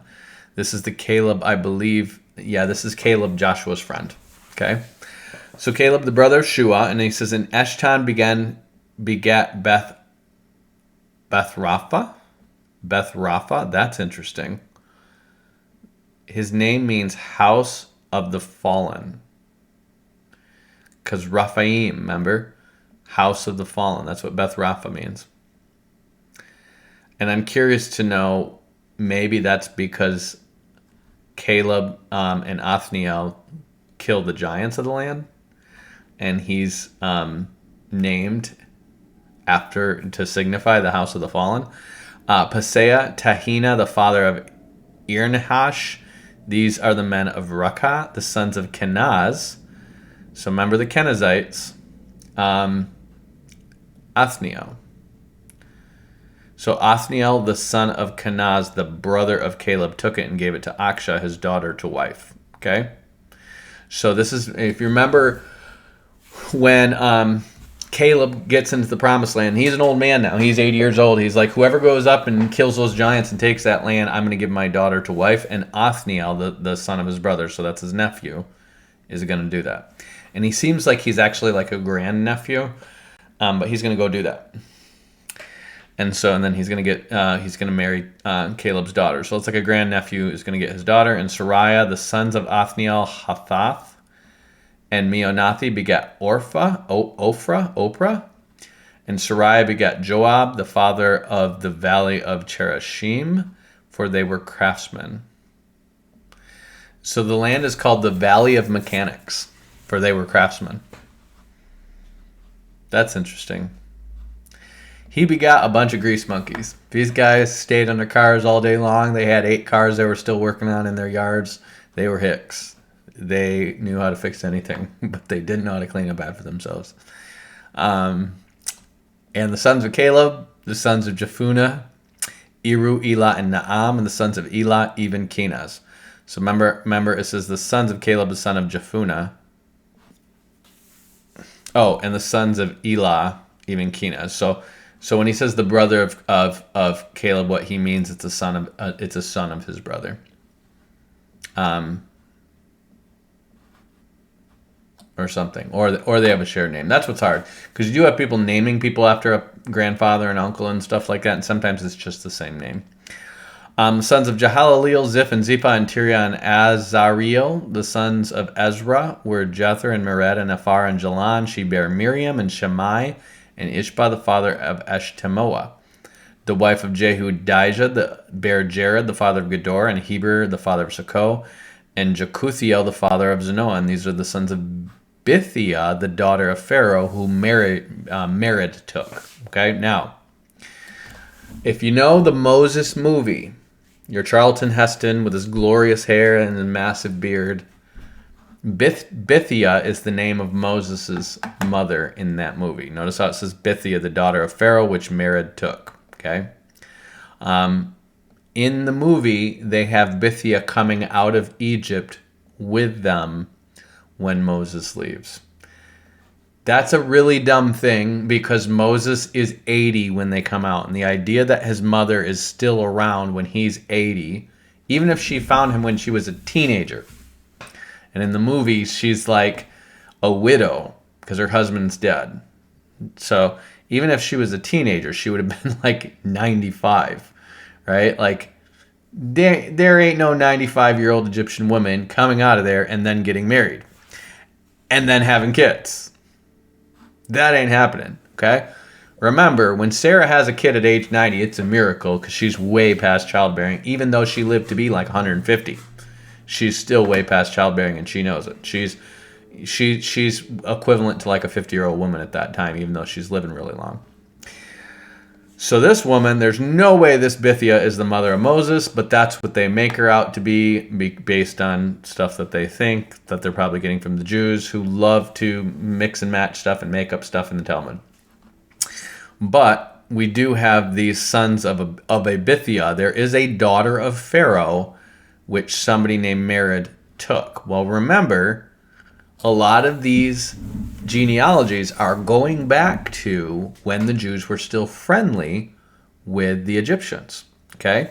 So you probably have somebody named Mered, who we don't know who that is, who is married to a daughter of Pharaoh legitimately, because he's a tribal chieftain of the Israelites, and that's what's just going down. So let's see. The sons of his wife Hodiah, the sister of Naham, the father of Keilah and Garmite, and Eshtemoa the Maacathite. The sons of Shimon were Ammon, Rina, Ben-Hanan, and Telan. The sons of Ishi were Zohas and Ben-Zebeleth. I'm going to be honest with you. Right now I'm getting lost, because they're like the sons of Ishi, and who the heck is Ishi in here? I don't know. The sons of Shelah, the son of Judah, were. Okay, so all we know is the sons of Ishi, Zoheth, and Benozeth are from the descendants of... Oh, I'm sorry. And the sons of Ishi, Zoheth, and Beneleth. So Ishi was probably a brother to these guys. Okay, so he's the son of Shimon. The son of Shelah, the son of Judah, were. Okay, so if you remember Shelah, is the youngest son that he doesn't give away when he makes Pharez and Zerah. When he ends up sleeping with his daughter-in-law and making 2 babies, Sheila's the one that he doesn't give away. So he's still up there in the nobility. He's not at all related to the royal line, though. It says, the father of Lakah, and Ladah, the father of Mareshah, the families of the house of them that wrought fine linen, of the house of Ashbiah. And Joachim, and the men of Jozeba, and Joash, and Seraph, that had a dominion in Moab, and Jashubilehem. And these are ancient things. So way back in the day, apparently the house of Shelah of Judah, Judah's youngest son, had dominion in Moab. So when the Judahites are living here during the time that the Egyptians, they're friendly with the Egyptians, so we have Shelah, we have and this house is apparently making fine linen way back then, and Joachim, and the men of Jozeba, and Joash, and Seraph, who had the dominion of Moab. So his grandchildren, so while they're in Egypt, his grandchildren are actually ruling over the Moabites. So if you want to know why you have Judahites coming out and marrying in with the Moabites, and Ruth is a Moabite, it's because you had Judahites who were ruling over the Moabites from back in the day, which means they probably have relations among their nobility at that time. And these were potters, and those that dwelt among plants and hedges, and there they dwelt with the king for his work. So apparently, it says there they dwelt with the king for his work. So they might have been, they might have dwelt with the king of Moab, like they were artisans that worked for him. That could be. The sons of Simeon were Nemuel, and Jamin, and Jarib, and Zerah, and Shaul. Okay, so now we're going to get into other tribes of Judah, or tribes of Israel. So we know that those were all the Judahites. This is all the Judahite nobility. Now we're getting to the sons of Simeon. Now remember, Simeon is going to have this little land. Let's see. And it's going to be different depending on the map, because they're going to have some towns here, but they're surrounded by Judah. But Ziklag and Hormah and Beersheba are always part of Simeon's tribes, okay? The Simeonites actually are involved with the final wiping out of the Amalekites. And if you remember, the book of Judith, the apocryphal book of Judith, is based on a descendant of the Simeonites. It's probably a false story. It's probably a legend, but it's based on the house of Simeon. So Shalom his son, Mishpam his son, Mishma his son, the sons of Mishma, Hamuel his son. And notice how we get here the sons of Simeon after their families. It says Nemuel, the family of the Nemuelites, of Jamin, the Geminites. So these are the same people that come out of the promised land. Hamuel his son, Zakur his son, Shimei his son, and Shimei had 16 sons and 6 daughters. But his brethren had not many children, neither did all their family multiply like the children of Judah. So their families were small. So there really is only one family that has a lot of kids. So that's why they have a pretty small territory. And if you remember, Jacob curses the wrath of Simeon and Levi, who killed the Shechemites over Dinah, and curses them to be dispersed throughout Israel, throughout Judah and Israel. And so the Simeonites don't have a lot of kids, and they mostly stay in these 3 towns down here, and they probably do some, cattle grazing and stuff like that as well. It says they dwelt in Beersheba, Moldana, and Harushawal, so over here, at Bildah, and at Azem, and Tolad, at Bethuel, and Hormah, and Ziklag, so there you go, at Beth Markaboth, and Hazar Zuzim, and Beth Biri, and Sharam. These were their cities unto the reign of David. So they were always living there. And their villages were Etam, Ayin, Ramon, and Token, and Ashan, 5 cities. And all their villages that were round about the same cities unto Baal. These were their habitations and their genealogy. So their descendants, who are probably still part of the Judean tribal allotment, they might have been some of the poor who remained in the land. Their nobility probably dwelt in Jerusalem, but their servants and stuff still kept this land. So it says, and Mishobab, and Jamlech, and Josha, the son of Azariah, and Joel, and Jehu, the son of Josabiah, the son of Sariah, the son of Aziel, and Elionai, and Jacobah, and Jeshoiah, and Azahiah, and Adiel, and Jazamiel, and Benaiah, and Ziza, the son of Shiphi, the son of Elan, the son of Jediah, the son of Shimri, the son of Shemaiah. These mentioned by their names were princes in their families, and the house of their fathers increased greatly. And they went to the entrance of Gedor, even to the east side of the valley, to seek pastures for their flocks, and they found fat pasture and good, and the land was wide and quiet and peaceable, for they of Ham had dwelt there of old. So apparently in this land, it's saying they of Ham had dwelt there of old. Well, these could be later born sons of Ham. Remember, Ham is the father of Egypt, and Canaan is his youngest son. This is possible, or it could be Hamath. I could go either way on this, because it's down here in the south. You're close to Egypt. And Ham might have dwelt there way back in the day. And so they say it's fat pasture and good, and was peaceable, for they of Ham dwelt there of old. So remember, Ham has 4 sons. Canaan is his youngest son. Ham does seem to end up dying in Pakistan. Like, he's going to go down with Cush, and then they're going to pioneer to Pakistan. But in the time, they are all, I believe they're all dispersing from the region around Haran and Gobekli Tepe. I believe that's where they are when the earth is divided, and then they all start dispersing from there. And then the whole world government gathers at Babel, and then they have the confusion of tongues and a later dispersion. But what I believe is that Ham could have dwelt there for a time with his sons of later concubines, like after he has his first 4 sons, probably from his first wife.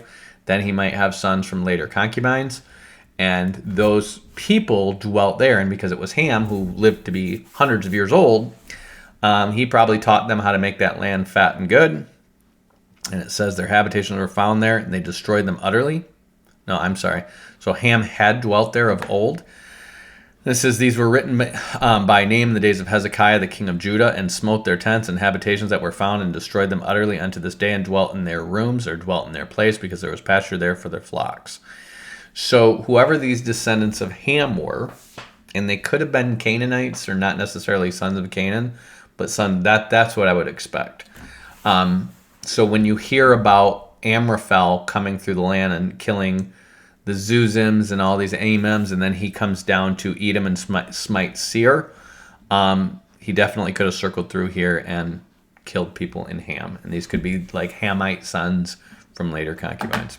Anyways, he says they took their pasture, and they dwelt in their place for their flocks. So they killed them all. They're probably tent-dwelling peoples. And some of them, even the sons of Simeon, 500 men, went to Mount Seir, and for their captains Pelatiah, Neriah, and Raphiah, and Uzziel, and the sons of Ishi, and they smote the rest of the Amalekites that were escaped, and dwelt there unto this day.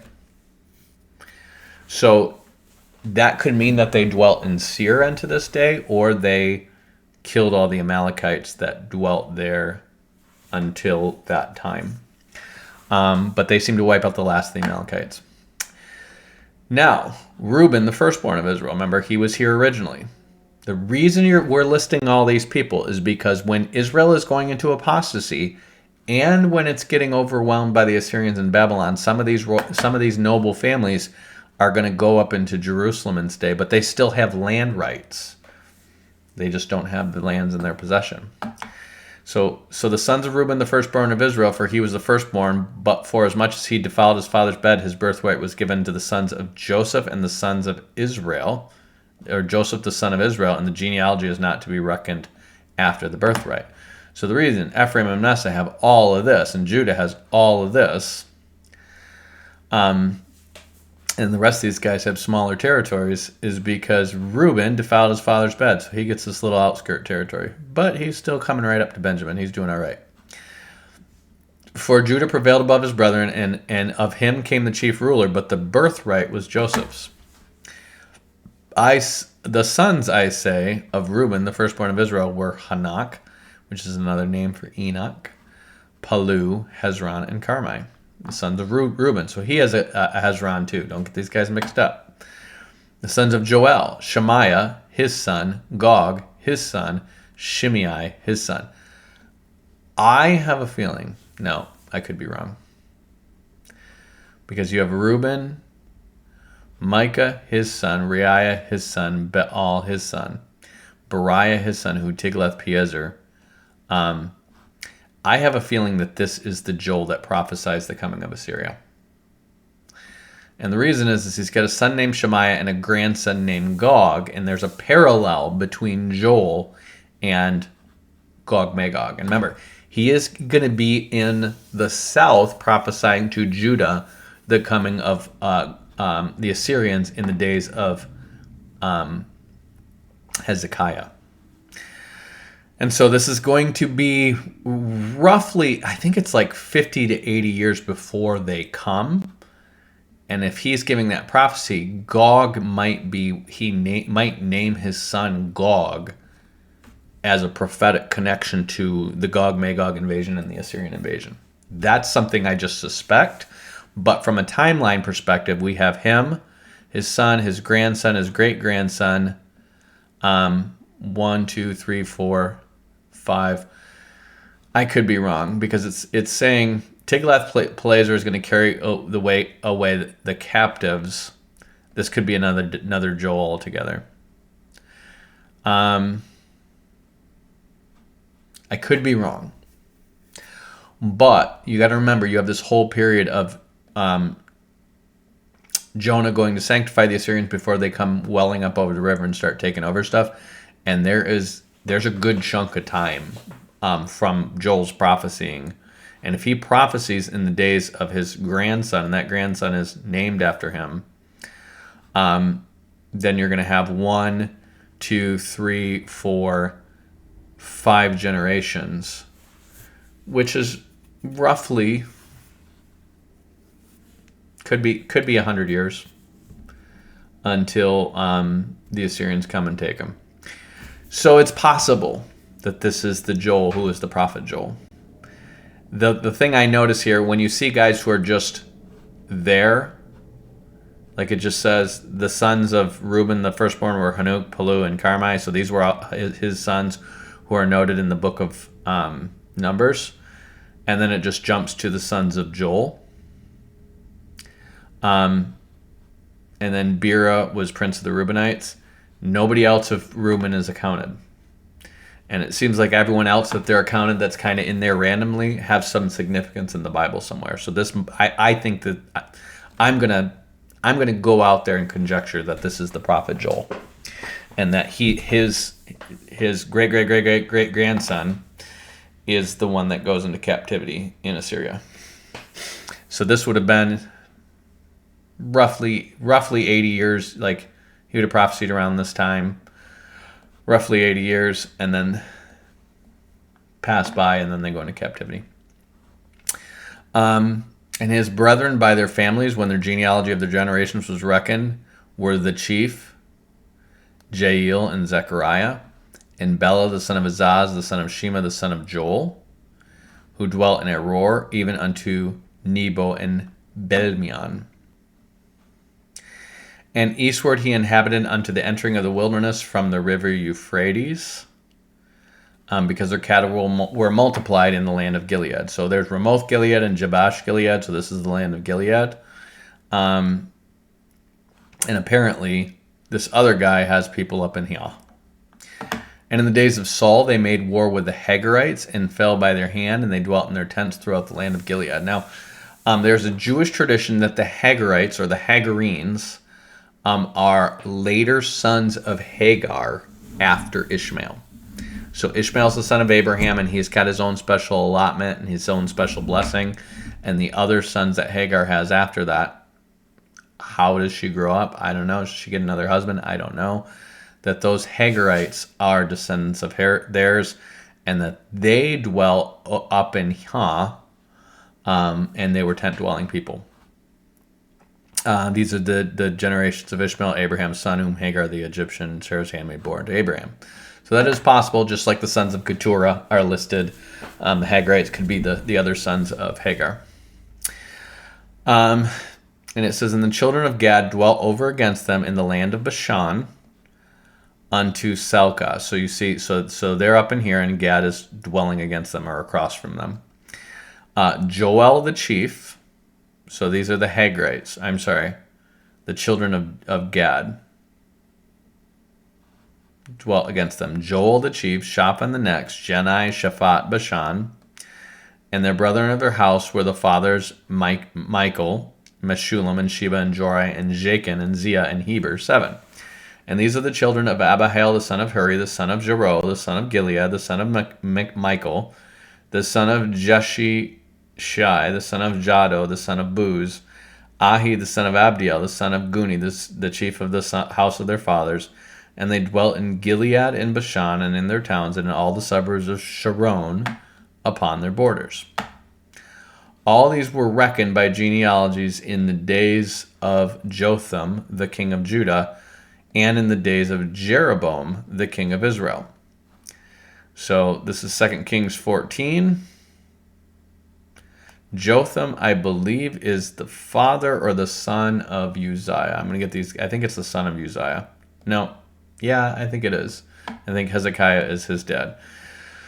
So they're saying these guys, again, these are going to be people coming back from the captivity who are saying, hey, we still have rights here.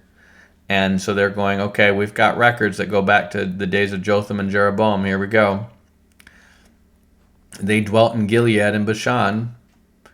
So these are the sons, these are the Gadites. See, there's Gilead, and Bashan is going to be up in here. North of the Sea of Galilee, Bashan.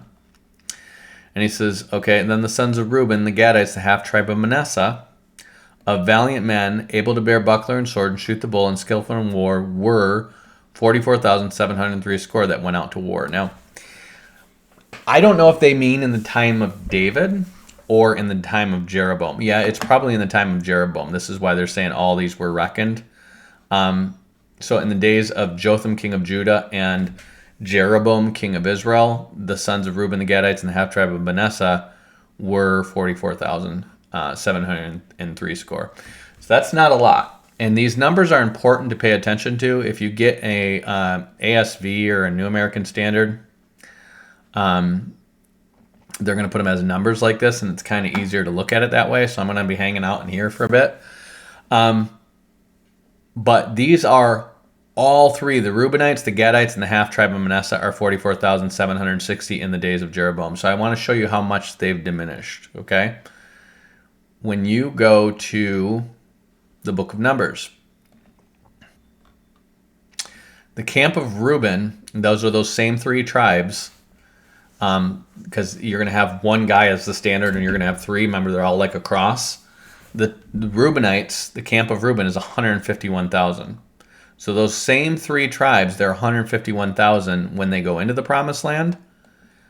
But all these years later, they're down to 44,000. They're a third of what they were. They have been getting their butts kicked by Moabites, by Arameans. This is in the days of Jeroboam, which is basically like, that is the king who is... Actually, I'm pretty sure this is the prophet Joel, because that is the king around the time that Joel's prophesying. So I'm pretty sure that would be him. I could be wrong. We'll see. So he says they went and made war against the Hagrites, Jatur, Nephish, and Nodab, and they were helped against them. The Hagrites and all who went out with them were given in their hand, for they cried out to God in battle, and he answered their prayers, and they trusted him. No. Because it's saying in the days of Saul they made war against the Hagrites. So if they're down to 44,000 by the time of Saul, that's pretty bad. Or maybe they're just saying there's just 44,000 that went and made war against them. They took away their cattle, 50,000 camels, 250,000 sheep, 2,000 donkeys, and 100,000 men they took captive. 44,000. Wow.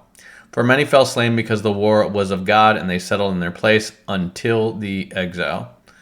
So why are they saying all this? Because all of these people were all taken to the exile. But these ones moved in and took the land of the Hagrites, which was over here, until the exile. And this would have been the land that probably would be part of the land that they could go resettle in. Now the sons of the half-tribe of Manasseh lived in the land from Bashan to Baal Hermon, and Senir and Mount Hermon, and they were very numerous. So this is up in here. These were the heads of their fathers' households, even Iphir, Ishi, Eliel, Azariah, Jeremiah, Hodaviah, Jahleel, mighty men of valor, famous men, heads of their fathers' households. But they acted treacherously against the God of their fathers and played the harlot after the gods of the people's land, whom God had destroyed before them. So the God of Israel stirred up the spirit of Pul, king of Assyria, even to the spirit of Tiglath-Pileser, king of Assyria, and he carried them away into exile, namely the Reubenites, the Gadites, and the half-tribe of Manasseh, and brought them to Halah, Habor, and Harah, and to the river Gozan to this day. So where's the river Gozan? The river Gozan is a minor tributary of the Euphrates up here. So remember, Assyria is up in here, and they've conquered the Aramaean region. That's their core territory. And these people are going to be taken up to the river Gozan and settled there. And I would assume these other cities, Harah, Habor, and this is near on this river as well. That's what the Assyrians would do. They would resettle you in places you don't want to be so you can never rise up against them. So we have just covered the Simeonites, and we've covered the 3 tribes that were on that side of the Jordan River. And then the Judahites. Now it says the sons of Levi were Gershon, Kohath, and Merari. The sons of Kohath were Amram, Ishar, Hebron, and Uzziel. The sons of Amram were Aaron, Moses, and Miriam. The sons of Aaron were Nadab and Abihu, Eleazar, and Ithamar. So again, we see Levi. We see Merari. We see Kohath. We see Amram. And then we see Aaron and Moses and Miriam. Okay, 4 generations. Levi and Gershon are going to go into Genesis 46. Levi and his 3 sons are going to go into the promised land. 2 generations are born there, so in the 4th generation they come out. Or they're going to go into Egypt, and then these guys are going to come out. Sons of Aaron were Nahab and Abihu, who die, and Eleazar and Ithamar. Eleazar is going to be there when they go back in, and he is also going to be, it's his son, I believe, who is the high priest when they almost wipe out the Benjamites. Eleazar became the father of Phinehas. Phinehas became the father of Abishua. So I think it is Phinehas. Or it might be Phinehas' son. I'm sorry. But anyways, Phinehas is the one that stabs him with a spear, and he gets awarded an eternal priesthood for that. Abishua became the father of Buki.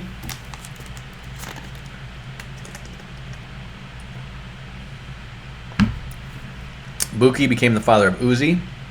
Uzi became the father of Zariah. Zariah became the father of Marioth. Marioth became the father of Amariah. Amariah became the father of Ahitub. Ahitub is around in the days of David. That might be the one who gets killed. It's either Ahitub or his dad. I think Ahitub might be the one who goes with David after his dad gets killed by Doeg the Edomite for helping David. And then Ahitub became the father of Zadok. Zadok is going to be the high priest towards the end of David's life.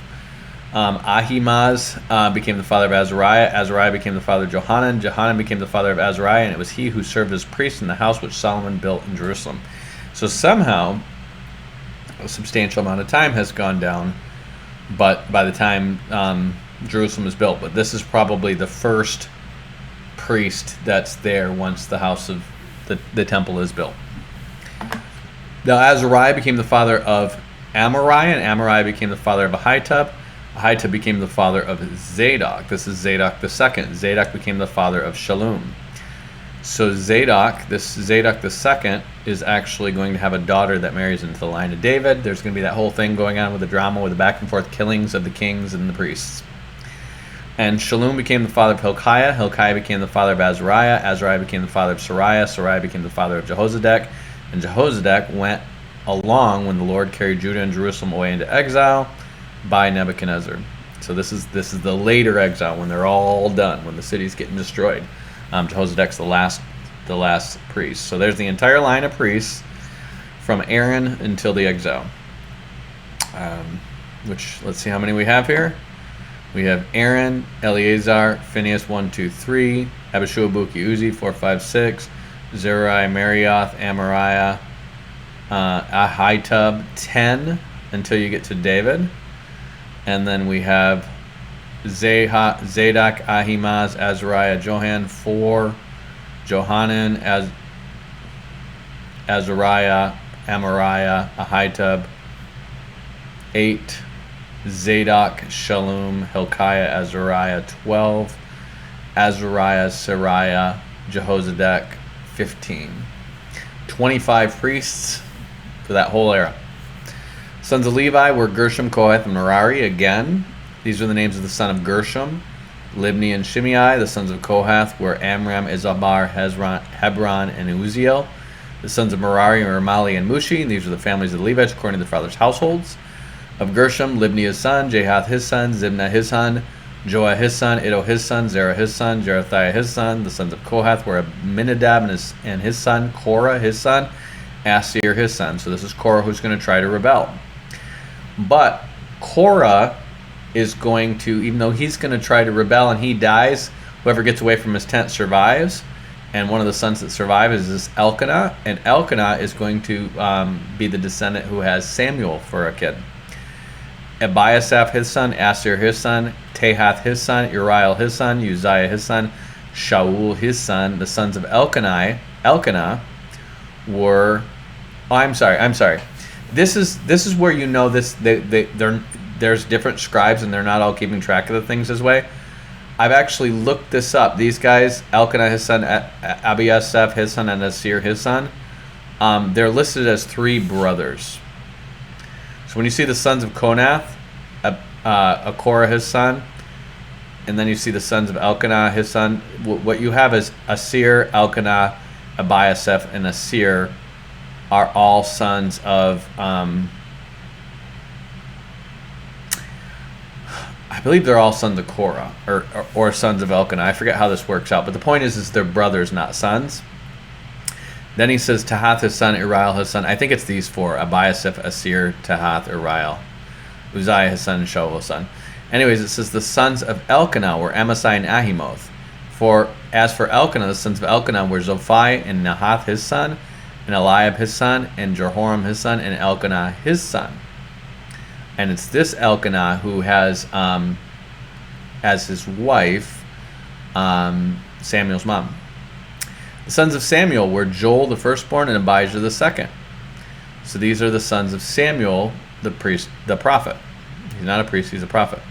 It says Merari and Mali, Libni his son, Shimei his son, Uzzah his son, Shimei his son, Haggiah his son, Asaiah his son. Now these are over who David appointed over the service of song in the house of the Lord, and the ark rested there.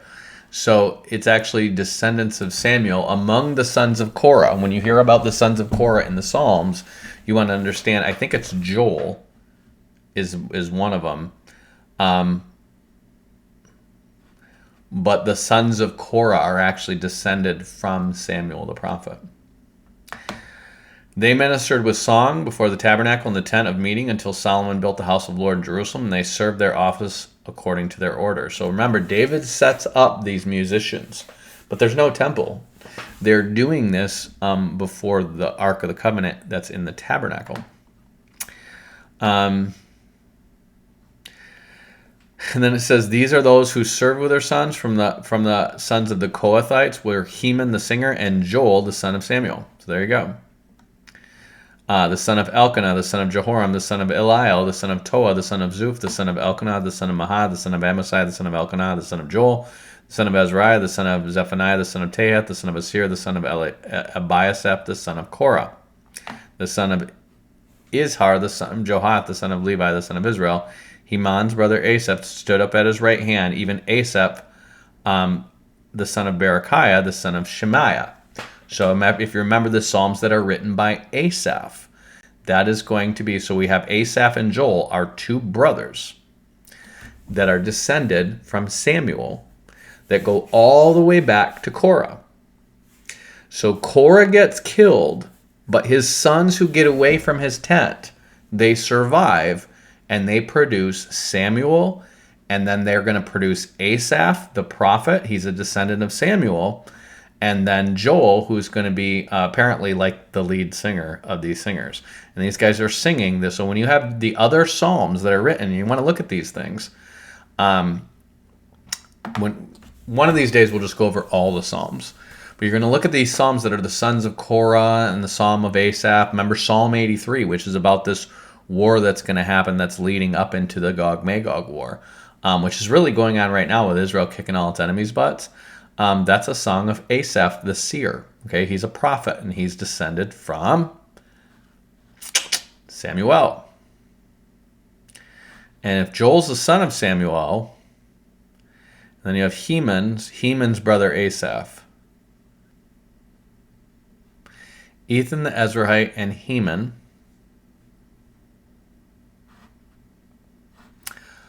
A psalm of the sons of Korah to the choir director according to Mahalath Lenoth, the maskil of Heman the Ezrahite.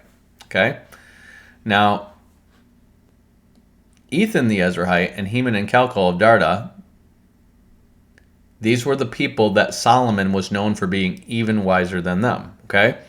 So when you think about how wise these men were, they were prophets. They were writing psalms that are going to make it into the scriptures. Okay? And he was known for being even wiser than them. Psalm 88 is the psalm that I told you about where they're going to expound on David's promise about, it might be Psalm 89. The Psalm 88 is kind of a sister psalm to it. Oh yeah, of Ethan the Ezrahite, which is about the David's promise about his seed and how he will be chastened with the rod of men for his sins. And then he expounds on it and explains that it's going to be the sins of David's seed, plural, sons, in other words, us, it says, I will punish their transgression with a rod and their iniquity with stripes. But in the original prophecy, it says, if he commits iniquity, I'll punish it with stripes. So it's these guys putting this together that is actually going to be what Paul draws on for Galatians to come up with a many seed and one seed idea that leads to Christ being punished for our sins, because I will punish their transgression with a rod and their iniquity with stripes. Wait a minute, but Jesus was the one who was beaten with stripes, and by his stripes were healed. So all this stuff that is being pulled together, it's being expounded after the prophecies given by Nathan in that same generation by Ethan the Ezrahite, who is a descendant of Heman. And Heman is going to be the guy who's going to be, let's go back here now. So Ethan the Ezrahite, Heman, his brother, or Heman's brother Asaph, these are all famous singers that are going to write psalms, but they're all from the era right around David's time. So Solomon would have grew up next to these guys, and then he would have grown to be wiser than them, which is why he was so famous. So this is the son of Michael, the son of Basiah, the son of Malchijah, the son of Ethni, the son of Zerah, the son of Adiah, the son of Ethan, the son of Zema, the son of Shimei, the son of Jahath, the son of Gershom, the son of Levi. So it's important. These guys were singer prophets like David, okay? And they're accounted going all the way back to Levi. And it looks like there's one of Gershom, there's one of Kohath, and then there's one of, maybe there's not all three. And they're descendants of Korah, okay? So, you want to think of all these guys, these obscure guys, when you read the Psalms and you read about the songs of Asaph and Ethan the Ezrahite and the songs of the sons of Korah, because they're all important dudes. You want to think Samuel's descendants, okay? Let's see. On the left hand were their kinsmen, the sons of Merari, Ethan and the sons of Kishi, Abdi and the son of Maluk, the son of Hashabiah, the son of Amaziah, the son of Hilkiah, the son of Amzi, the son of Bani, the son of Shermer, the son of Mali, the son of Mushi, the son of Merari, the son of Levi. Their kinsmen, the Levites, were appointed for all the service of the tabernacle, the house of God. Because remember, they were appointed all the stuff that they had to carry and do and take care of and blah, blah, blah on the tabernacle. And they would have stopped doing that once the temple was built. But they probably would have been taking care of the temple complex and stuff like that too. But Aaron and his sons offered on the burnt offering and on the altar of incense for all the work of the most holy place to make an atonement for Israel according to all that Moses the servant of God had commanded. These are the sons of Aaron: Eleazar his son, Phinehas his son. Now we just went through this. I don't know why. Abishua his son, Buki his son, Uzi his son, Zariah his son, Meraioth his son, Amaziah his son, Ahitub his son, Zadok his son, Ahimaaz his son. I wonder why they have that truncated version of it. Oh, I know why. Because this version of the truncated version is actually in Ezra's genealogy. Now these are their settlements according to their camps within their borders to the sons of Aaron, the family of the Kohathites, for theirs was the first lot. To them they gave Hebron in the land of Judah and its pasture lands about it. But the fields of the city and its village they gave to Caleb the son of Jephunneh. So the primary family of the Kohathites is going to dwell among the descendants of Caleb. To the sons of Aaron they gave the following cities for refuge: Hebron, Libnah and its pasture lands, Jatir, Eshtemoa and its pasture lands, Hilen with its pasture lands, Debir with its pasture lands, Ashan with its pasture lands, Beth-Shemesh with its pasture lands. And from the tribe of Benjamin, Geba with its pasture lands, Elameth with its pasture lands, Anathoth with its pasture lands. All of their cities throughout their families were 13 cities. To the rest of the sons of Kohath were given by lot from the family of the tribe and the half-tribe and the half of Manasseh 10 cities. To the sons of Gershom, according to their families, were given from the tribe of Issachar and from the tribe of Asher and from the tribe of Naphtali, the tribe of Manasseh, 13 cities of Bashan. The sons of Merari were given by lot according to their families from the tribe of Reuben, the tribe of Gad, and the tribe of Zebulun, 12 cities. So the sons of Israel gave to the Levite cities with their pasture lands. By lot they gave them from the tribe of the sons of Judah, the tribe of the sons of Simeon, the tribe of the sons of Benjamin. These cities are mentioned by name. Now some of the families of the cities of Kohath and their cities and their territories are from the tribe of Ephraim. They gave according to the following cities from refuge, Shechem and the hill country of Ephraim and its pasture lands, Gezer also with its pasture lands, Jochimim with its pasture lands, Beth-horon with its pasture lands, Ahijan with its pasture lands, Gath-Ramam with its pasture lands, and from the half-tribe of Manasseh, and with its pasture lands, Bilim with its pasture lands. And for the rest of the family of the sons of Kohath, the sons of Gershom were given from the family of the half-tribe of Manasseh, Golan and Bashan with its pasture lands, and Ashtaroth with its pasture lands. So Ashtaroth, this is where Asherah comes from, was given to them in the Golan. From the tribe of Issachar, Kadesh with its pasture lands, Debarath with its pasture lands, and Ramoth with its pasture lands, Anam with its pasture lands. The tribe of Asher, Mashal with its pasture lands, Abdon with its pasture lands, Hakak with its pasture lands, Rehob with its pasture lands. And from the tribe of Naphtali, Kadesh and Galilee with its pasture lands, Haman with its pasture lands, Kiriath Jearim with its pasture lands. To the rest of the Levites, the sons of Merari were given from the tribe of Zebulun, Ramona with its pasture lands, Tabor with its pasture lands, and beyond the Jordan at Jericho on the east side of the Jordan were given from them the tribe of Reuben, Bezer in the wilderness with its pasture lands, Jazza with its pasture lands, Cadmedoth its pasture lands, and Mephathah with its pasture lands. And from the tribe of Gad, Ramoth and Gilead with its pasture lands, Manaheim with its pasture lands, Heshbon with its pasture lands, and Jazer with its pasture lands. Why are they accounting all this? Because they plan on getting it back one day. And so what they're doing, and this is going to largely occur in the days of the Maccabees, they're going to get most of this land back of northern Israel. They understand this. God has divorced northern Israel. He says that. He has not divorced Judah, but he's divorced northern Israel. What he is really saying is, I still have a covenant with David, but you guys blew the covenant with Moses. That's what he's saying. Okay? Now, the covenant of Moses is still valid for them to stay in the land. They will be spewed out of the land if they don't keep the covenant of Moses. However, God is not maintaining any promises to Abraham and Isaac and Jacob on the basis of them keeping the covenant with Moses.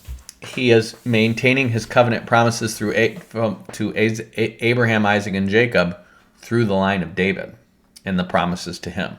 And that's why they come back from captivity. And so, even though Judah's right here, and this is pretty much all they're going to have after they come back from the captivity, they're going to plan to get all this in these cities where the priests once were. And they're making clear that our priests were once in all these cities because that's where they're going to dwell eventually, and their descendants are going to be able to dwell when they get all that back. So he says, now the sons of Issachar were 4. So again, what they did is they covered the main guys of the south, okay, which is going to be Judah, Simeon. He hasn't done Benjamin yet. And then he's like these 3, and now the Levites, okay? Now we're doing the sons of Issachar. Issachar, even though they're right here, they produced a couple of judges. They were a legit tribe. They had some pull to them. And I think Issachar it's Asher, Naphtali, Asher might be son of Leah, but I know Dan and Naphtali were sons of, I think, Bilhah, and I think Zebulun and Issachar were sons of the other handmaid. I think. Anyway, the sons of Issachar were 4: Tola, Pula, Jashub, and Shimron. The sons of Tola were Uzi, Raphiah, Jeriel, Jami, Isbam, and Samuel. The heads of their father's household. The sons of Tola were mighty men of valor in their generations. Their number in the days of David was 22,600. So it does look like they're counting their numbers in the days of David, not in the days of, like the one people it says in the days of Saul, but their numbers are roughly the same in the days of David. The sons of Uzi was Izariah. The son of Izariah were Michael, Obadiah, Joel, Ishi. The sons of them were chief men. With them, by their generations, according to their fathers' households, were 36,000 troops of the army of war, and they had many wives and sons. Their relatives among the families of Issachar and mighty men of valor enrolled by genealogy in all were 87,000. So what they're saying is all of their genealogies were 87,000. And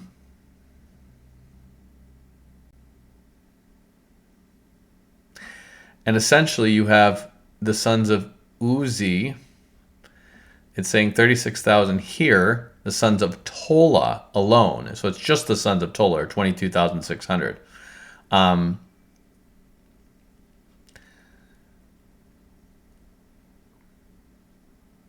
Of all of Issachar is 87,000. So the sons of Uli are 3,600. So you have Tola and Uzi, I'm sorry. The sons of Tola and Uzi.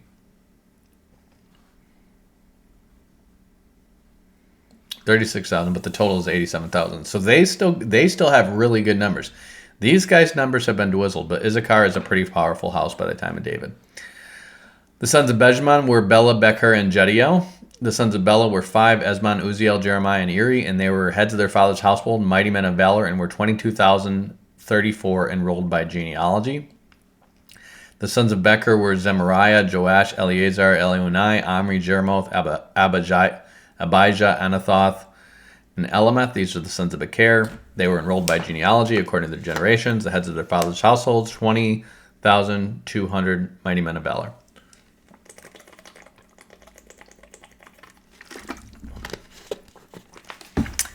The son of Jediel was Bilhan. The son of Bilhan was Jeush. Benjamin, Ehud. Ehud would be one of the judges. Kenaiah, Zethan, Tarshish, and Ahiashar. All these were sons of Jediel, according to the heads of their father's household, 17,200 mighty men of valor who were ready to go out to the army of war. So they still have 22,000, 20,000, so that's 42, roughly 60,000 men by the time of David. And that's a big deal because right in the beginning when they go into the promised land, they wipe them out down to 600 dudes.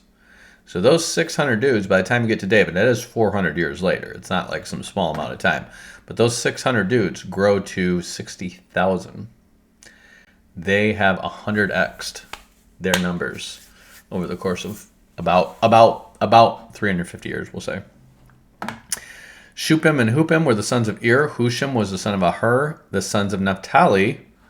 So again, these are all the Benjamites.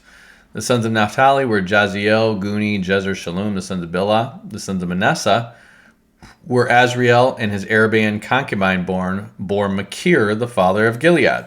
So now we're on the Manassites. Remember, the Manassites are over here and over here. And Machir took a wife for Hupim and Shupim, whose sister's name was Makah. Took a wife for Hupim and Shupim. I'm assuming he's saying, this is weird. And the name of the second, okay, so there's two wives, whose name was Makah, and the name of the second was Zelophehad, and Zelophehad had daughters. So it might be these two girls are the two girls that come up to Moses in the days of the book of Numbers, I think. Yeah, and their daughters were the ones who got the land, and that's where they wrote that into the law about daughters inheriting the land. So, I don't know why it starts with Shupim and Hupim, but they're major families among the Manassites. And Makah, the wife of Machir, bore a son. Remember, this is Machir, who he's going to be the one who has a daughter that is married to the Judahite Hezron, so that's a big deal. Bore a son and named him Peresh, and the name of his brother was Sheresh, so Sheresh and Peresh. And the sons were Ulam and Rechem. And the son of Ulam was Bedan, and these were the sons of Gilead, the son of Machir, the son of Manasseh. So Gilead, or the Gileadites, are grandsons of Manasseh. This is where your biblical scholars who just suck at life and want to just disparage everything in the Bible will be like, see, this is how we know the Bible wasn't written and they just made it up afterwards and they don't know what they're talking about because they keep changing the names of the tribes. And over here they're like, they just call them the Gileadites. Like this is another tribe that's not one of the tribes. And it's like, no. There are clans within the tribes. And those clans have names like Ite at the end of them too, okay? Just like we're seeing all throughout the whole Bible. The Temanites, the Horites. These are not Canaanite tribes or nations. They're sub-nations or tribes or clans, okay? So you're going to have nation, tribe, clan, family, okay? And as it grows, a clan can become a tribe and a tribe can become a nation. And so when you see reference to the Gileadites and they're saying, see, they don't mention the Manassites, they only mention the Gileadites. And it's like, that's because the Gileadites are the main tribe of the Manassites. It's not that hard. His sister Hamomelech bore Ishbad and Abiezer and Mala. The sons of Shemida were Ahian and Shechem and Lichi and Anayam. And the sons of Ephraim, so those were the sons of Manasseh, now Ephraim up here, were Shuthalah and Bered his son, Tahath his son, Eladiah his son, Tahath his son, Zabed his son, Shuthalah his son, Ezer and Elad, of whom the men of Gath who were born of the land killed because they came down to take their livestock. Okay? Their father Ephraim mourned many days and his relatives came to comfort him. Okay? So Ephraim is going to live to be probably over 100. So this is going to happen when they're still friendly with the Judahites, where they're friendly with the Egyptians, and apparently men from Gath, who would have been Philistines, came and murdered his sons during that time. So they were dwelling over here and doing their pasture lands and stuff like that. And these are all sons of Ephraim. So when he's saying his son, his son, his son, his son, his son, his son, his son, most of his sons were killed.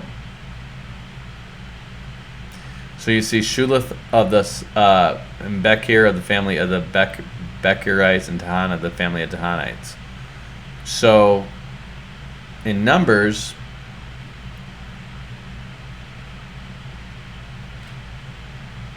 we see just 3 tribes that descend from Ephraim in Numbers.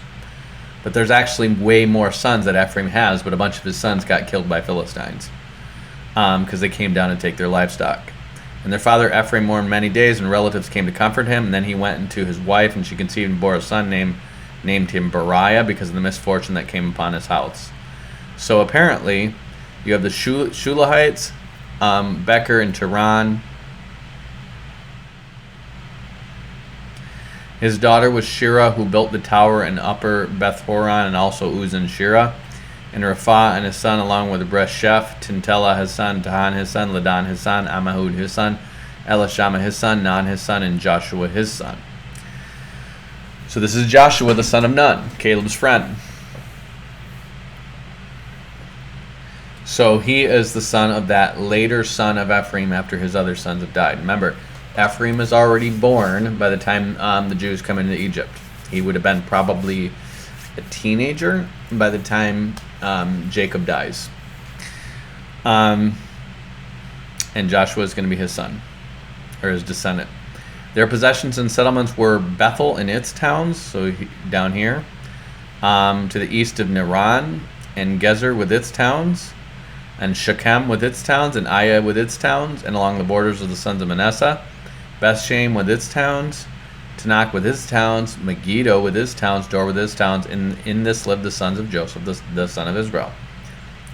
The son of Asher were Imnah, Ishva, Ishvi, Beriah, and Sarah, their sister. The sons of Beriah were Heber and Malkiel, the father of Berizath. Heber became the father of Japhlet, Shomer, and Hotham, and Shua, their sister. The sons of Japhlet were Pasak and Bimhal and Avath. These were the sons of Japhlet. The sons of Shemer were Ahi and Rogla and Jahua and Aram. The sons of his brother Helem were Zophah, Imnah, Shalesh, and Amal. The sons of Zophah were Shua, Harnefer, Shual, Beri, and Imram. Bezer, Had, Shama, Shilshah, Ithran, and Bera. The sons of Jether were Japhuna, Pispa, and Ara. The sons of Ulah were Ara, Haniel, and Rizah. All these were sons of Asher, heads of their fathers' houses, of choice, mighty men of valor, heads of their princes. And the number of them enrolled for service in war was 26,000 men. The Asherites are way up here. You notice their numbers are probably diminished from the book of Numbers. Let's see if we go to Numbers. In the days of when they enter the promised land, they're 41,000. By the time they get to the days of David, they're 26,000. So they've lost about a third of their men. Where have they gone? They've probably sailed away with the Asherite or with the Danites, or migrated up around that coast of Cilicia. And so they're essentially going to mix and mingle and become Greeks. Greeks, it seems like. So if you go to the Sea Peoples,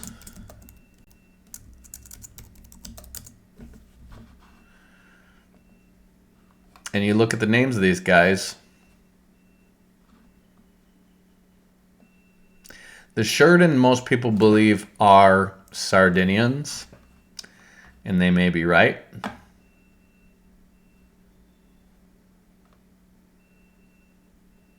The Denyen, I definitely believe, are Danites.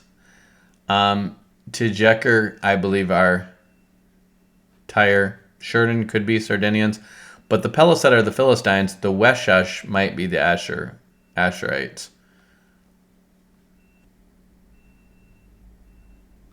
And you see the time of these peoples. Remember, David is going to rule around 1000 BC. So you see a couple hundred years before that. That's when you start to see these. There's 1150. So this is like not quite the days of Samson, but it's in the century before Samson. That's when you start seeing the Denyans pop up and the Ramses III narrative, right up to 1100, and this is around the time of Samson. So that's when you see the Denyen doing their thing. Pelisets are Philistines, these are Sardinians, and these are probably people of Tyre. And Weshesh, my guess would be, is some kind of Egyptian transliteration of something having to do with Asher. That would be my guess. People who are also stupid think Asher was named after the goddess Asherah because they're dumb. The Asherites were named after Asherah, and that's just dumb. Nope, we have a reason why they're named Asher. So now we're on to Benjamin. Benjamin, remember, we just had the Benjamites just in general. This is going to be the genealogy of Saul now. And Benjamin became the father of Bela, his firstborn, Ashbel the second, Ahara the third, Noah the fourth, Rapha the fifth. Bela had sons, Adar, Gera, and Abihud. Abishua, Naaman, and Ahoa, Gera, Shapufan, and Huram. These are the sons of Ehud. Remember, Ehud is going to be one of the judges. These are the heads of their father's household of the inhabitants of Geba. They carried them away into exile to Manahath. Namely, Naaman, Abijah, and Gera, they carried them into exile, and he became the father of Uzzah and Ahihud. Shasharim became the father in the country of Moab after he had sent away Husham and Bara, his wives. And Hodesh and his wife became the father of Jobab, Zibiah, Mesha, Malcolm, Jeuz, Zechariah, and Mirma. These were his sons, the heads of his father's households. Now, why are they in Moab? Remember, Ehud is the guy who's going to kill the king of Moab with the left-handed guy who stabs it into the fat king. And they probably are dominating the Moabites after that. That would be my guess. Jehu, Zacchaeus, Mirma, these were the sons of their father's households. By Husham, he became the father of Ahitub and Elpal. The sons of Elpal were Eber, Misham, Shemed, who built Ono and Lod with its towns. and Beriah and Shema, who were the heads of fathers' households of the inhabitants of Aijalon, who put to flight the inhabitants of Gath. This is probably going to be in the days of David. And Ahio and Shashak and Jeremoth and Zebediah and Arad and Eder, and Michael and Ishva and Joha were the sons of Beriah and Zebediah and Meshullam and Hizki and Heber, and Ishmerai and Isaiah and Jobab were the sons of Elpaal, and Jakim and Zikri and Zabdi and Eliai and Zilithai and Eliel and Adiah and Beriah and Shimrath were the sons of Shimei, Ishpan, Eber, and Eliel, Abdon, Zikri, and Hanan, Hananiah, Elam, Anthothijah, Ephida, and Penuel, the sons of Shishak, and Shamshira, and Sherhariah, and Athaliah, and Jereshiah, and Elijah, and Zikri were the sons of Jeraham. And these were the heads of their fathers' households, according to their generations, chief men who lived in Jerusalem. So, these are Benjamites. These were the nobles of Benjamin. They lived in Jerusalem. Now, Gibeon, Jael, the father of Gibeon, lived, and his wife's name was Maacah. And his firstborn was Abdon, and Zur, and Kish, and Baal, and Nadab. So they actually have a guy in their family named Baal. This is weird. Nadab, Gedar, Ahio, and Zakir. Mikloth became the father of Shemaiah, and they also lived with their relatives in Jerusalem opposite their other relatives. So again, these are the nobles of Benjamin. Ner became the father of Kish. Kish became the father of Saul. So here's Kish. And this must be another Kish. And Saul became the father of Jonathan, Melchishua, Abinadab, and Eshbaal. Eshbaal. What does that mean?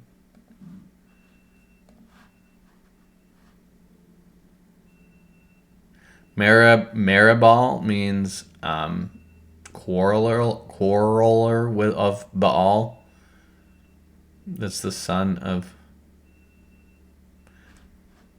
Eshbaal means man of Baal. Makes it sound like the house of Saul might have been a little bit pagans, because they seem to be having a little bit of Baalish stuff in their names. And Meribal begat, the son of Jonathan was Meribal, and Meribal begat Micah. The sons of Micah were Pithon, Melech, Tereah, and Ahaz begat Jehoiada. The sons of Jehoiada begat Alameth, Azmaveth, and Zimri begat Moza, and Moza begat Benaiah, and Rapha was his son, and Eliasiah his son, and Azel his son. And Azel had 6 sons whose names were Azrikam, Bokiro, and Ishmael, and Sariah, and Obadiah, and Hanan. All these were sons of Azel. And the sons of Eshek, his brother, were Ulam, his firstborn, Jehuish the second, Eliphat the third. These were the sons of Ulam, were mighty men of valor, archers, and had many sons and sons, 150. These are all the sons of Benjamin. Why is he making a point about these guys? Because this is the line of Jonathan. Remember, he keeps Jonathan's one son, I think it's Eshbaal? No, it's not Eshbaal. Jonathan has a son, and maybe that's Meribal, but that is crippled, and he is kept alive, and the line of Jonathan is kept alive. And my gut inclination is that Paul comes from this line. That would be my guess, because he knows he's from the line of Benjamin, and my guess is he is from that line. Okay, so now we're on chapter 9. It says, so all Israel were reckoned by genealogies, and behold, they were written in the book of the kings of Israel and Judah, who were carried away to Babylon for their transgression. What is the point that they're making here?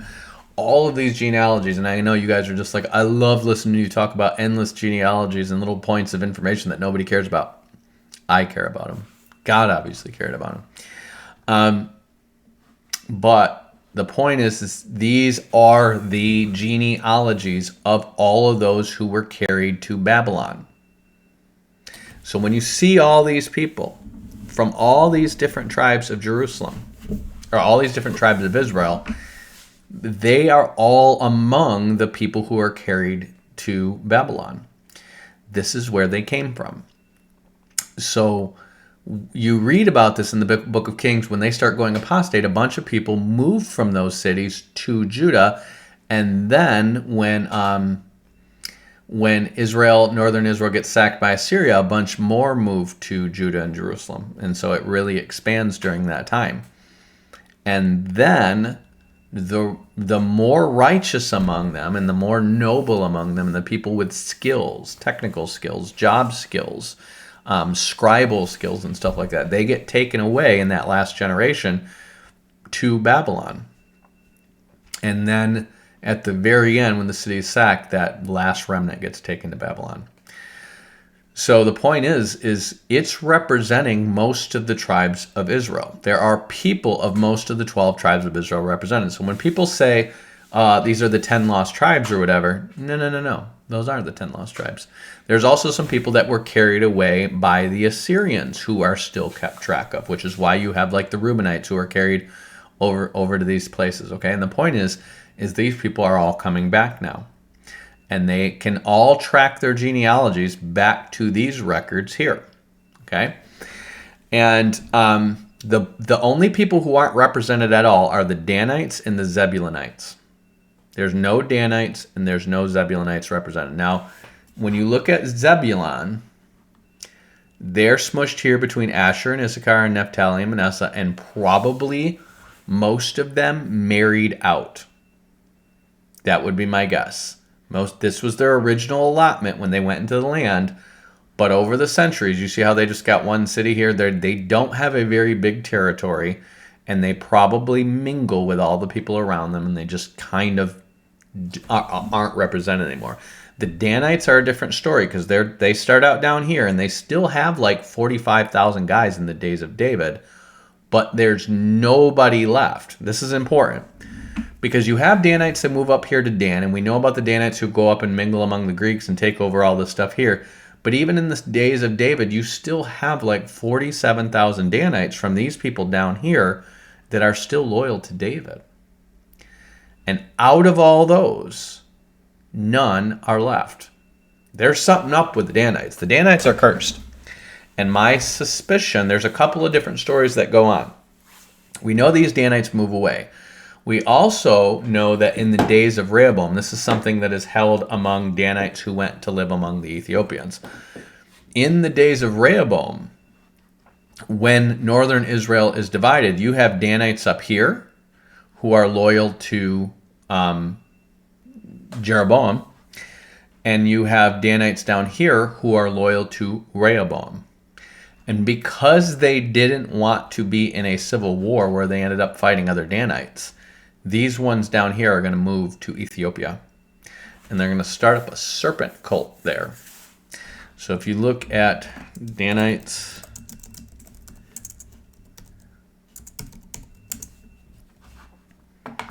they're known as Beta Israel. If you hear about these Ethiopian Jews, known as Beta Israel, they claim their descent from the line of Dan. So even the Danites that were in the south were not completely lost.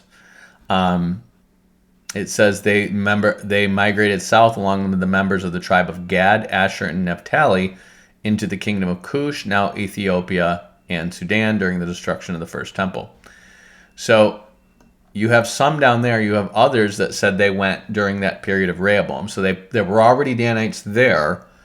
And then it says this position is supported by former Sephardic chief Rabbi Ovidah Yosef. They are said to have fought with the natives. The primary characteristic of the tribe of Dan was seafaring. With the Song of Deborah, the tribe is said to have stayed in their ships and their belongings. So,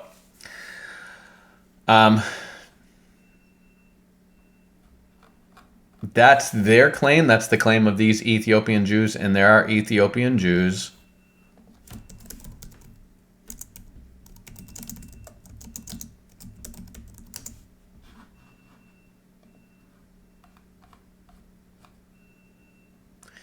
This is where they would have dwelt in Beta Israel. And then because of civil wars and stuff, a lot of them were pushed out into Sudan. And then they made their way up into Israel. It's called Operation Brothers. You can probably read about all that in Wikipedia. So there are Danites who are still part of Israel today. Those are your Ethiopian Beta Israel. The northern Danites became the Greeks, basically. And they're mentioned in, I believe it's 2nd Maccabees, where it makes note of the fact that that there was a letter from the priest after they get back. This is in the days of the Persians, but it's after Ezra, but before the Greeks. And so this priest writes a letter to the Spartans and basically acknowledges that they're kin and that they're both sons of Abraham, and what's ours is yours and what's yours is ours. And so they acknowledge this league of friendship between them and the Spartans because they know the Spartans are Danites. So,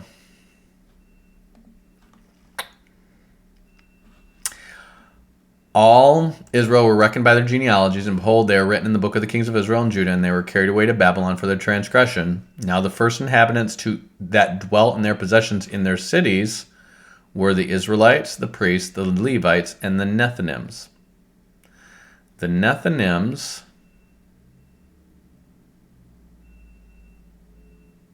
are known as temple servants. So, in other words, the first people to come back into the land of Israel and take possession of it were the priests and the temple servants. And in Jerusalem dwelt the children of Judah and the children of Benjamin and the children of Ephraim and Manasseh. Uthai the son of Ammihud, the son of Omri, the son of Imri, the son of Bani, of the children of Perez, the son of Judah. The Shilonites, Azahiah the firstborn and his son. The sons of Zerah, Jeuel and the brethren, 690. The sons of Benjamin, Shalu, the son of Meshullam, the son of Hodaviah and Hasanua, and Ibaniah, the sons of Jerome, and Ella, the son of Uzi, the son of Mikri, and Meshullam, the son of Shephatiah, the son of Ruel, the son of Abnijah. And their brethren, according to their generations, 956. All these men were chiefs of the fathers of their house of their fathers, and their priests, Jedaiah and Jehoiarib, and Jakin, and Azariah the son of Hilkiah, the son of Meshullam, the son of Zadok, the son of Meraioth, the son of Ahitub, the ruler of the house of God, and Adiah, the son of Jehoram, the son of Pashur, the son of Malchijah, the son of Messiah, the son of Adiel, the son of Jazarah, the son of Meshullam, the son of Mishalemeth, the son of Immer, and their brethren, the heads of their father's house, 1,703 score, so 1,760 guys, very able men for the work of the service of the house of God. So these are the people who are going back to rebuild the temple in the days of Ezra. And of the Levites, Shemaiah, the son of Hashub, the son of Azrikam, the son of Hashabiah, the sons of Merari, Bakbakar, and Haresh, and Galal, and Mattaniah, the son of Micah, the son of Zikri, the son of Asaph. These might be descendants of Asaph, the singer. And Obadiah, the son of Shemaiah, the son of Galal, the son of Jeduthun, and Berechiah, the son of Asa, the son of Elkanah, that dwelt in the village of the Netophathites.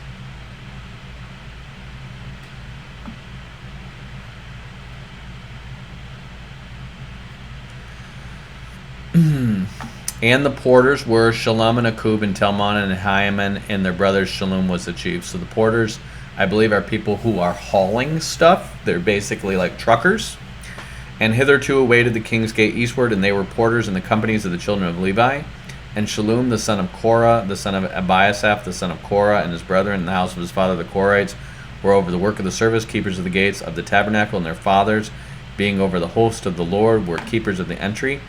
And Phinehas, the son of Eleazar, was ruler over them in time past, and the Lord was with him. And Zechariah, the son of Meshelemiah, was a porter of the door of the tabernacle of the congregation. All these which were chosen to be porters in the gates were 212. These were reckoned by their genealogies and their villages, whom David and Samuel the seer did ordain and set office. So these are people who are over the gates of the temple complex and possibly Jerusalem as well. And he's saying that they were originally ordained by David and Samuel. So they were probably overseeing the tabernacle first, and they were guarding it. Then it says, so they and their children had oversight to the gates of the house of the Lord, namely the house of the tabernacle byward. So before there was a temple, they were over the tabernacle.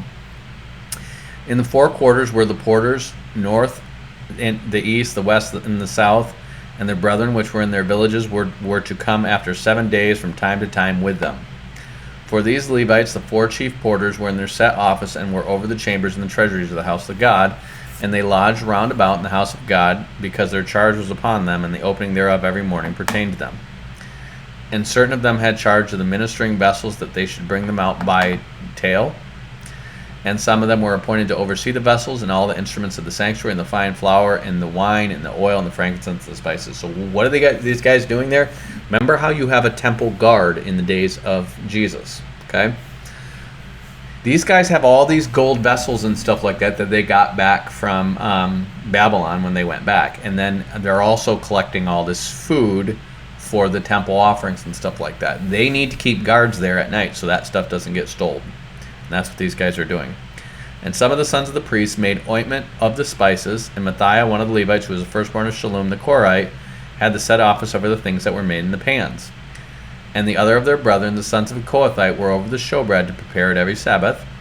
And these are the singers, the chiefs of their fathers of the Levites, who remaining in the chambers were free, for they were employed in the work day and night. The chief fathers of the Levites were chief throughout their generations. These dwelt in Jerusalem. And in Gibeon dwelt the father of Gibeon, Jahiel, whose name was Makah. And this firstborn son was Abdon, and Zur, and Kish, and Bel, and Ner, and Nadab, and Gedor, and Ahio, and Zechariah, and Mikloth. And Mikloth begat Shimeam, and they dwelt with their brethren in Jerusalem over against their brethren. And Ner begat Kish, and Kish begat Saul, and Saul begat Jonathan, and Malchishua, and Abinadab, and Eshbal. And the son of Jonathan was Meribal, and Meribal begat Micah. Micah begat Pithon, and Melech, and Teriah, and Ahaz begat Jerah, and Jerah begat Alameth, and Asmaveth, and Zimri begat Moza, and Moza begat Benaiah, and Rephaiah his son, and Elasiah his son, and Azel his son. And Azel had 6 sons, whose names were Azrikam, Bokru, Ishmael, Shariah, Obadiah, and Hanan, and these were the sons of Azel. Why did they just repeat that? Because this is like straight up lifted from chapter 8. Why did they do that? I don't know. They just repeat it. Could that be a mistake? It could be, but I don't think it is. See, if you go up to this point, you have all the genealogies that were leading up to the time of David, pretty much. And some of those genealogies are recorded to the time of the exile. Some of them, okay? And then you have them coming back after the exile, and here's who's in charge of all the stuff, and here's the first people who are coming back, and who was guarding the tabernacle and the temple. Why? Because their descendants are going to have positions of honor. They were the ones who came back and rebuilt Jerusalem and the temple, okay?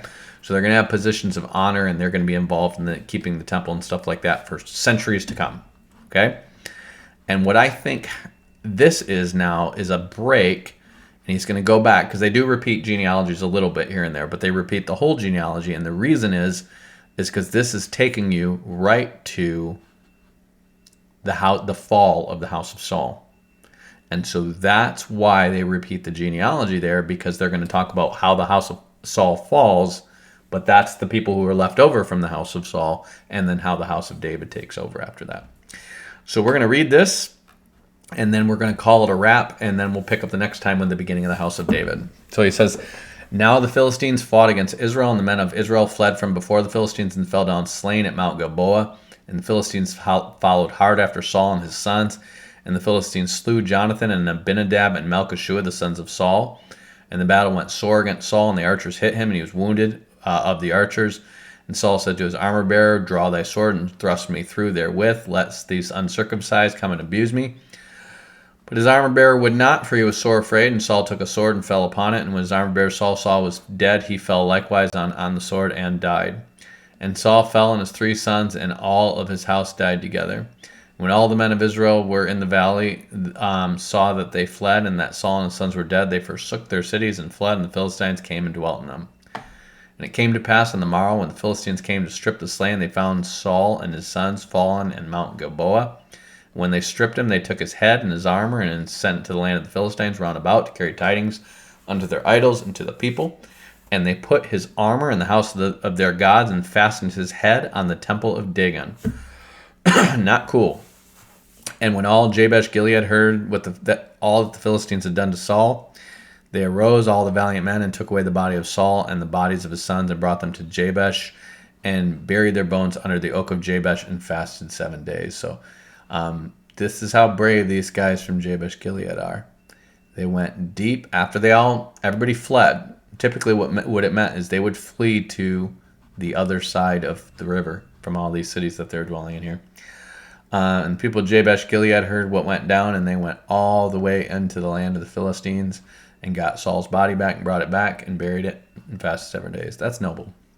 So Saul died for his transgressions which he committed against the Lord, even against the word of the Lord which he kept not, and for also asking counsel of one that had a familiar spirit to inquire of it. Remember, he gets counsel of a witch at the end. And inquired not of the Lord, therefore he slew him and turned the kingdom unto David, the son of Jesse. So, we're going to stop there because I just read a lot. And that's a lot of names, and my tongue is twisted and dry. I need to drink water. That's where we're at. But we just went through a third of that. So probably in 2 more sessions we'll be through First Chronicles. And then in Second Chronicles we'll probably be through in another, I think it's 36 chapters. But I'll try to do that in 3 sessions too. And we might just peel through this. I might not do anything creative. But this next week I'm going to take off for moving, and then we'll jump back on it. So we're going to look at about 6 weeks in Chronicles.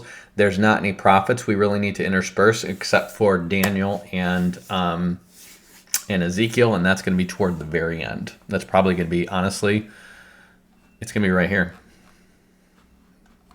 So I might just read the whole thing because, yeah.